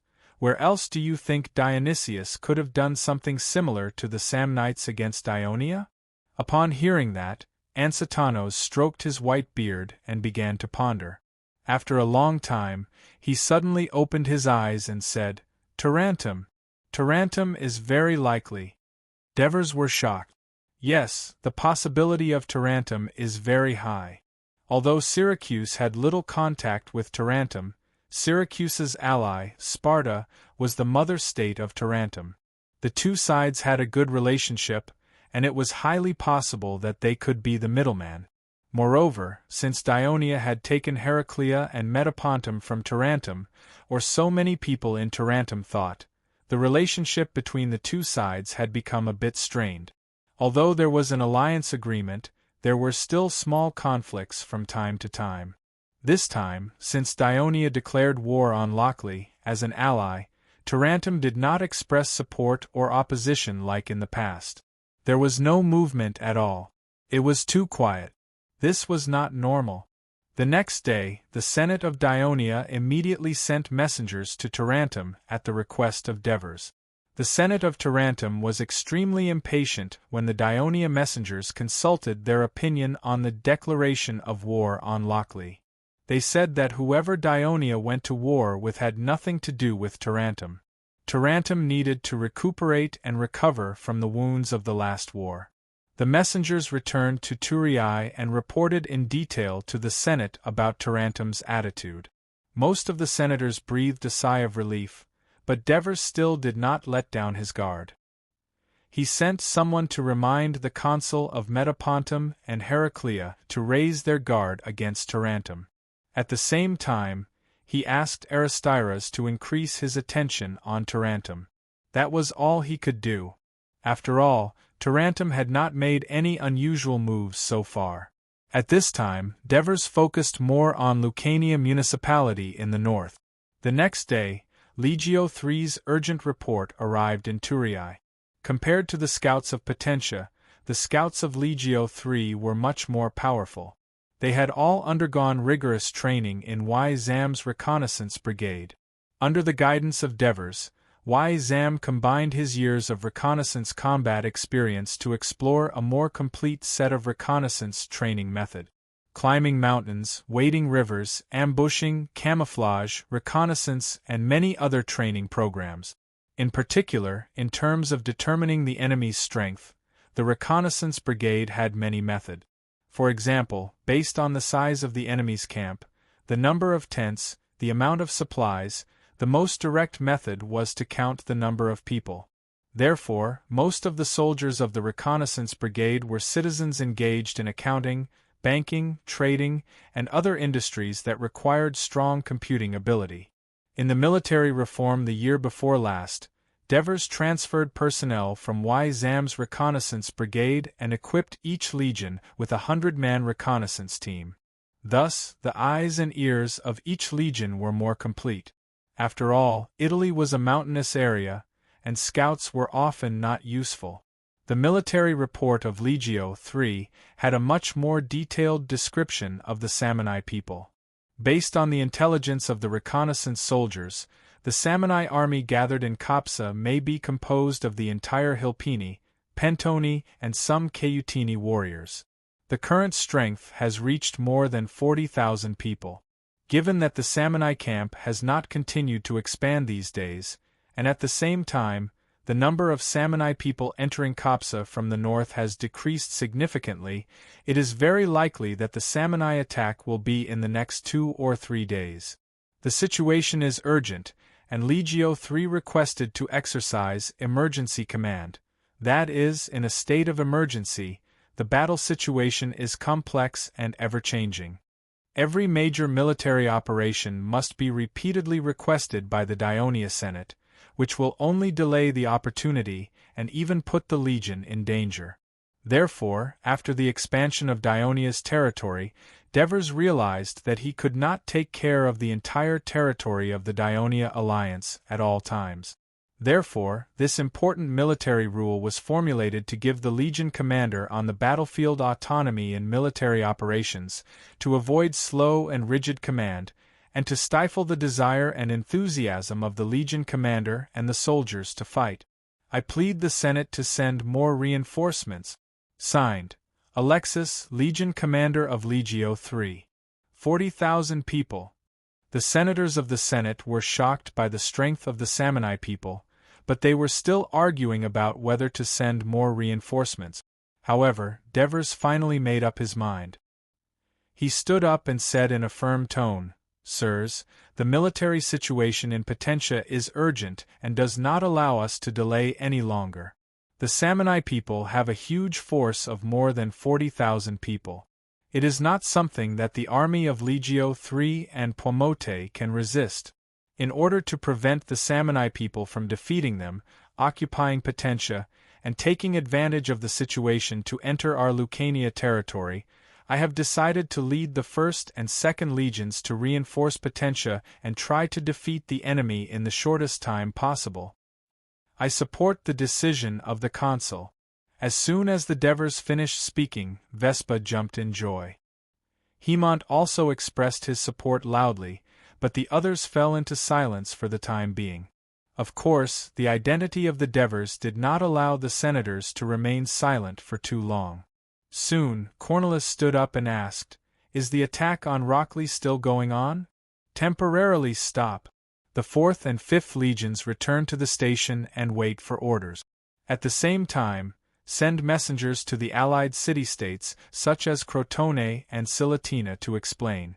I believe they will understand our situation, but," before the Devers could finish, Cunigurata hurriedly interrupted, "but Syracuse may take advantage of the time when our main forces are heading north to attack Greece." Cunigurata's words set off a discussion among the senators. Amyntas shouted, "It's best if Syracuse comes. We don't have to go to Sicily anymore. We can directly attack them in Greece. But when they come, Lord Amyntas, you and the bravest and strongest citizens of Daionia will probably still be playing hide and seek with the Samnite people in the mountains of Lucania."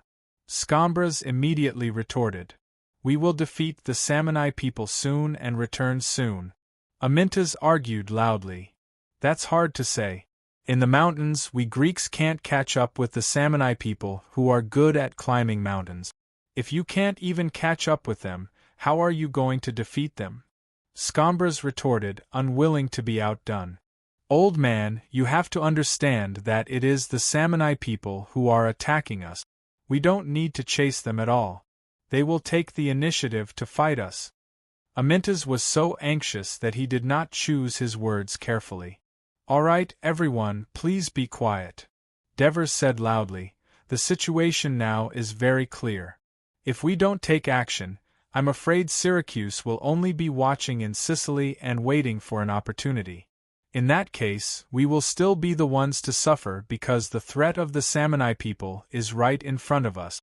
If we sit back and do nothing, I'm afraid the situation in Lucania will be unimaginable. Devers paused for a moment to give the senators time to think. He then continued, "So, we can only seize every minute and second and concentrate our forces to attack the enemy that we can hit first. No matter which direction the enemy comes from, we have to concentrate our forces to attack in one direction. This is the only way to ensure the greatest victory." The elders discussed in low voices again. Cunegurata once again asked what the senators were thinking. "Lord Consul, if Syracuse really attacks Greece after you leave, what should we do?" Chapter 397. The Devers continued slowly. "During this time, the soldiers, labor, and supplies will definitely be in chaos and lack of organization. Dionysius will not dare to take the huge risk of landing elsewhere, so he can only land at his ally, Lockport. Then, when the Ministry of Military Affairs receives the news of Syracuse's attack, they can send our 4th and 5th legions to Corunia to join the reinforcements of the other allies. They can make use of the narrow terrain of Corunia and the Ramato River to the south of Trine to build a strong camp to defend against the enemy's attack and buy time for me to defeat the Simonians. Then, I will lead the main force back to fight the final battle with Syracuse. To facilitate the unified command of the 4th and 5th legions, I will let Sir Felicius be the commander of the 4th and 5th legions and be responsible for the battle in the south." The Devers chose Felicius because he was more experienced and had always been in charge of military affairs. He could make the stubborn Dracos and the jumpy Eptines listen to him. However, he was not a strong character and might sometimes be swayed by the opinions of his subordinate. However, there was no other way. There were more capable generals in the army, such as the commanders of the 4th and 5th legions. However, they were either as experienced as Dracos and Eptines, such as Capus and Antonius, or they were less experienced, such as Helos. If they were suddenly given the position, the two commanders might not be convinced, and it would affect the battle. The elders seriously considered the Devers' plan of defend first and then counterattack. Most of them felt that it was feasible. After all, they were very confident in the Devers' military command ability. They believed that as long as he was in command of the decisive battle with Syracuse, the chances of victory would be very high. At the same time, they also approved of the candidate proposed by the Devers to temporarily be in charge of the military affairs in the South. This was because Felicius had always been kind to people in the Senate, and everyone had a good impression of him. The elders of the legions did not have any objections. Felicius was still capable. Then who will take over the position of the governor of Cosenza? Or is it Felicius? Cornelius asked, because at this time, Felicius was still the chief executive of Cosenza. There was a precedent of holding the posts of chief executive and military officer at the same time. Helos had once held the posts of chief executive of Esprustum and commander of Legio IV after the Second Crotone War. It was the same for Bagul of the Gramentum. However, the Devers said, the battle with Syracuse will determine the survival of the alliance. It is the most important matter, and we must do our best. Cosenza's chief executive can only be replaced by someone else. The Devers' gaze swept across the people in the Senate. Most of the non-legion elders showed a look of desire, especially the elders of Bruttii. In fact, it was understandable. There were many cities in the territory of the Dionia alliance, but there were three that were the most important: Thurii, which was the center of the Dionia alliance; Gramentum, the largest city in the Lucaria region, and also the hub of the northern part of the alliance; and Cosenza, the central city of the Bruttii region. Although the rank of the chief executive of each city was the same, the chief executive of these three cities was invisibly superior, and it was also a kind of honor. Of course, the Devers understood what the elders were thinking, so he patiently explained, considering that once the war with Syracuse starts, the Bruttii region and the Croton plains will soon become the frontline areas of Dionia closest to the battlefield. The chief executive of these areas will need to cooperate with the military operations of the army to meet their combat needs, such as settling the wounded, providing new soldiers, transferring food supplies, and so on. Therefore, we need an elder with both administrative experience and understanding of the operation of the army, temporarily. The Devers emphasized the word temporarily, not wanting to disappoint some of the elders. As the chief executive of Cosenza, my suggestion is for Helos to temporarily take on this position. No one objected to the Devers' suggestion. Helos's outstanding performance as chief executive of Esplustum was obvious to everyone. Only Petaru, Katurk, and the others were disappointed. After Polixus and the others were put on trial, the number of elders who objected to the Devers' suggestion decreased, so it was approved. At this time, Helos, who had just been appointed, asked, "Sir Administrator, if I go to Cosenza, who will take over my current position?" "Sir Hieronymus, I hope that you can temporarily take on the position of military supplies." The affairs of the army were decided by the Devers, no one else could interfere, and the Devers had already thought of a candidate. After all, the war was about to start, so military training naturally had to stop. "Okay," Hieronymus replied softly. Although he did not express his feelings passionately, the Devers were very relieved. He knew Hieronymus well. Unlike Dracos, who only wanted to command the battle, Hieronymus was a man of few words, but he was serious and reliable in his work. As long as he was given respect and space to display his talents, he would be able to do a good job quietly. But considering that this was a war, the pressure on the logistics of the military supplies would be huge. The Devers still wanted to find him a helper. "Mercies, you have to help Hieronymus more often." Mercies immediately complained, "I can't even handle the things I'm in charge of, the finance of so many cities." Facing the speechless gaze of the Devers, his voice gradually became softer, then he shrugged helplessly and said, all right, I'll try my best." The Devers then asked, "Sir Hieronymus, it doesn't make sense for Turin to have a war. How many reserve soldiers are there in total?" "About 22,000, Hieronymus said without hesitation, as he was very dedicated to his job. The Devers nodded, then looked at the crowd and said loudly, "Sirs, I suggest that we establish 2 reserve legions in Turin.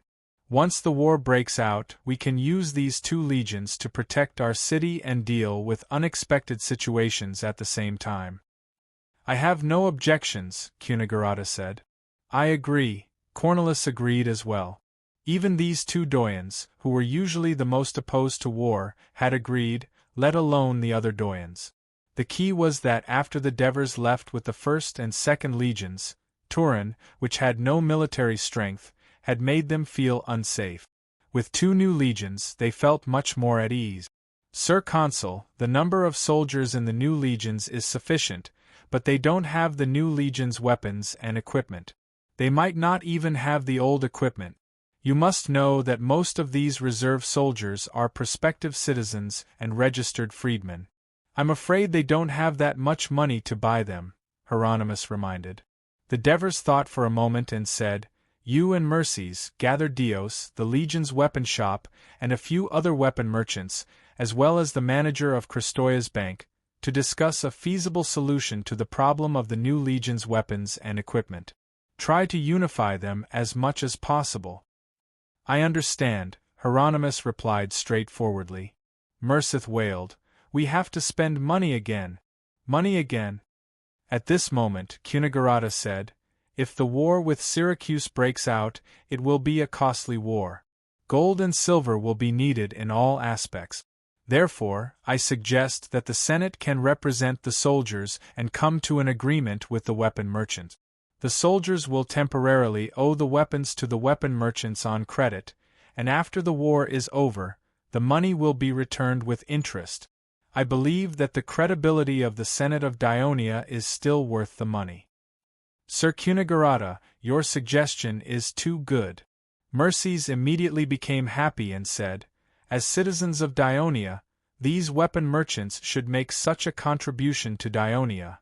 I don't care how you solve the problem of the new Legion's weapons and equipment, but you must not force them. Otherwise, Tritodemus will talk to you," Devers reminded. Sir Consul is right. The citizen's property is protected by the Alliance's laws. No one can infringe on it. Tritodemus warned. Mercy's chubby face was full of smiles as he said, "Don't worry, Your Honor. As a senator and a noble among the citizens of Dionia, how could I make such a mistake?" Devers ignored him. He walked to the center of the hall and stood still.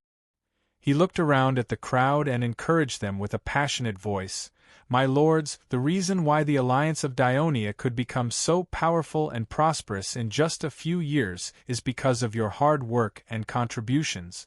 Now we are facing the biggest challenge since the establishment of the Alliance. Syracuse, the Greek city-state that has been dominating the western Mediterranean Sea for hundreds of years, is like a mountain in front of us, Dionia. Not only does it want to stop us from advancing, it wants to crush us. Senators of Dionia, the elites of the citizens, the leaders of the people, are we willing to submit to this mountain and be crushed by it? Or are we going to face it together bravely and overcome all difficulties? After we overcome it, Dionia will be on a flat road. Defeat Syracuse, and Dionia will no longer have a powerful enemy in the western Mediterranean Sea. Even if all the citizens of Dionia have to live frugally, we will defeat Syracuse. Under the protection of Hades, no matter how great the difficulties are, we can overcome them. No matter how powerful the enemy is, we will eventually defeat them." Under the leadership of Devers, the senators expressed their desire to fight to the death against Syracuse. Chapter 398. Inside the city, Poimet was extremely anxious. However, he did not dare to send troops out of the city to stop them, because the city of Potentia was already surrounded. The number of Samnian troops far exceeded the information he had received beforehand. Some tribes in the southern part of the Potentian territory thought that the Samnian people were still far away from them, so they were careless and did not evacuate in time. As a result, they were either annihilated or captured by the Samnian people, or they desperately retreated further south into the territory of Grimentum in fear. The panic brought about by these fleeing tribes of Potentia naturally spread to the tribes in the north of the Grimentum territory. Just as they began to clamor to evacuate to the south, Alexis, who had already received the news from the scouts, felt that the situation was urgent. She resolutely decided that she could no longer wait for the Senate's order. She immediately led more than 8,000 soldiers who had already returned to the barracks and marched north. In the recent reform of the legions, not only did the Devers equip each legion with a 100-man scout team, but they also considered that in the battle in Italy, the light infantry's arms would already be numb after completing long-range attacks. They also had to assist the heavy infantry in attacking the enemy's flanks and pursuing them. Their physical exhaustion was no less than that of the heavy infantry, but their combat efficiency would be reduced. Therefore, after a discussion with the generals, they added a light armor battalion to each legion. They wore leather helmets, cowhide breastplates, triangular leather shields, leather tights, and leather sandals. Their combat weapons were 2-meter-long double-edged iron swords. They specifically selected young citizens who were good at running and climbing to join the battalion to assist the heavy infantry in combat. At the same time, the Devers also reformed the original light infantry battalion. Because the excellent stone throwers of Dionia mainly came from Rhodes, the other Balearic islands that produced stone throwers were under the control of Carthage. The scarcity of soldiers made it difficult for the legions to recruit more stone throwers. Therefore, except for the 1st and 2nd legions, which still had stone throwers, the other light infantry battalions were half archers and half javelin throwers. In addition, the number of excellent Thracian light shield-bearers could no longer keep up with the speed of expansion of the Legion of Dionysia. Therefore, starting from Legio IV, the light shield-bearers were no longer part of the light infantry. Its function was mainly carried out by the javelin-wielders and light-armored soldiers, thus simplifying and unifying the Legion of Dionysia. In addition to the engineering camp, armament camp, cavalry squad, medical camp, and other auxiliary organizations, the Legion of Dionysia now had a total of nearly 8,700 people. It could be said to be a fully functional legion. As Alexis headed north, she also sent people to inform Bagul to prepare the defenses of the northern Grimentum. Lucania municipality was mainly mountainous, and Potentia was the highest in the area, with an average elevation of more than 500 meters. Fortunately, most of the soldiers of Legio III were Lucanians. They had lived here since young and had long adapted to the environment. The Legio III marched in 3 columns through the lowlands and valleys between the mountains, like a long dragon winding its way through the mountains, stretching for 5 to 6 miles from the front to the back. At this moment, on a small hill, Gurney, the son of Hilpini's leader, Villani, was closely watching the movements below. "Leader, look!" A soldier beside him suddenly shouted. "Idiot, keep your voice down!" Gurney kicked him and scolded, "Don't scare the enemy away." There was a dot of golden light in the distance that was hidden by the trees. After a while, this dot of golden light turned into a large flag. On top of the flag was a brass statue of Hades holding a double-pronged fork. It was unusually dazzling under the sunlight. The person holding the flag was a tall man in military attire. He was also wearing a complete animal fur, so he looked particularly burly. In fact, it was the fur of a large hound. Hounds were loyal and brave. The loyal hound of Hades was the 3-headed dog, Cerberus. Besides, with the modern mentality of Devers, they would not allow their men to hunt animals for decoration purposes. It looks good." A Samoyed soldier pretended to be disdainful and whispered, "I just don't know if it can fight." Gurney did not speak. He focused his attention on the Dionysian army that was slowly approaching him. He knew very well that this time, the reason why his father had contacted the Pentine and Cautini tribes to attack Potentia was not only because of the strong support and encouragement from Syracuse, but also because of the oppression from the sudden rise of a powerful neighbor in the south. At this moment, he wanted to open his eyes wide and see clearly what kind of strange and powerful enemy he was about to face. Behind the bearer of the flag was a flag-bearer. The tall black flag was embroidered with the golden letters, Dionia Legio III, fluttering in the wind in mid-air. Originally, it was red. That was because the Devers were influenced by Rome. However, as he became more and more integrated into this era, and the faith of Hades had penetrated deep into the hearts of the people of Dionia, he took into account that Hades was the lord of darkness and worshipped the color of black, so he changed the color of the military flag. Behind the flag-bearer of the Legion was the flag-bearer of the 1st Battalion, who was holding a statue of death that was 1 size smaller than the statue of Pluto. Then came the drummers and buglers of the Legion. Gurney rubbed his tired eyes. The army of Dionia looked majestic, but there were too many fancy things. He cursed in his heart. The soldiers of the Legion of Dionysia, who appeared next, made his eyes widen.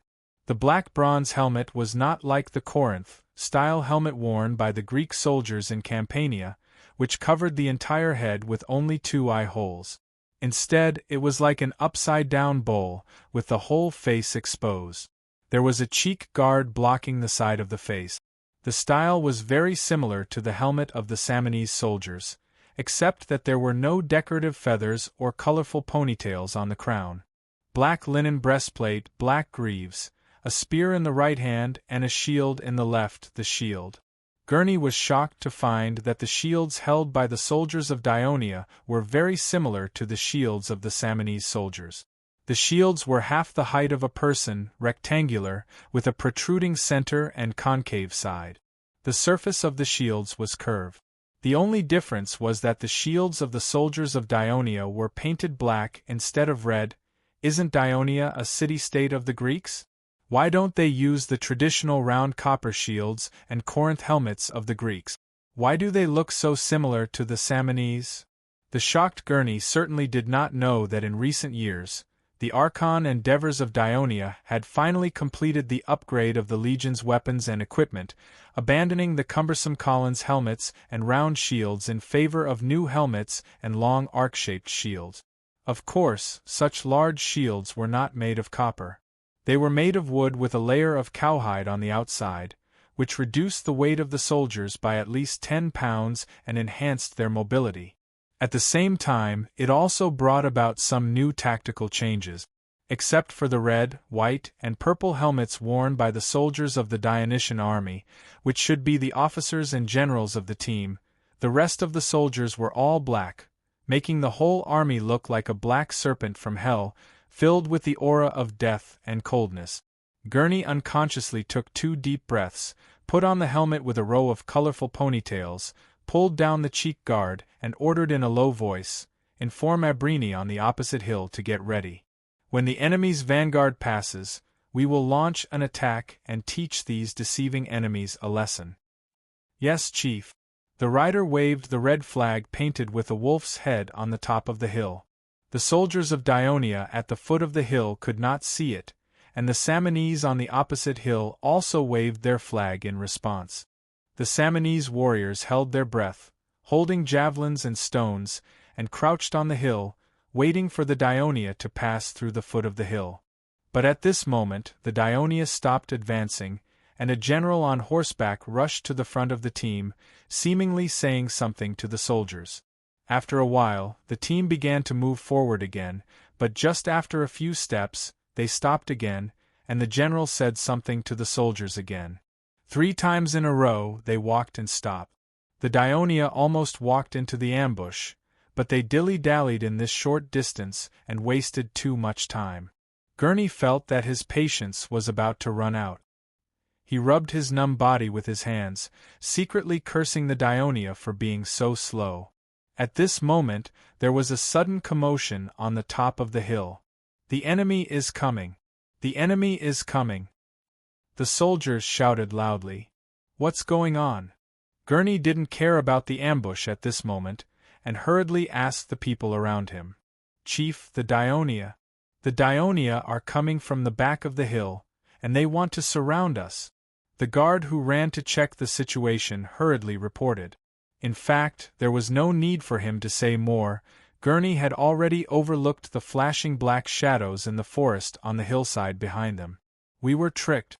The cunning Dionia already knew that we were ambushing here, and deliberately attracted my attention in front, but they wanted to surround and annihilate us." Such a thought flashed through Gurney's mind, but he did not panic and immediately ordered, "Blow the horn." Since the Dionia dared to come up the hill, then let them have a taste of the power of the Samanese. The low and long sound of the horn reached the foot of the hill, and Alexis, the commander of Legio III, who was riding at the front of the team, immediately looked up. "It seems that the Samanese have discovered our detour," Lazaru, the commander of the 1st Brigade, said in fluent Greek. Ever since he was humiliated in the Isthmian tournament, he had spent a lot of time practicing his Greek, and his Greek had improved significantly.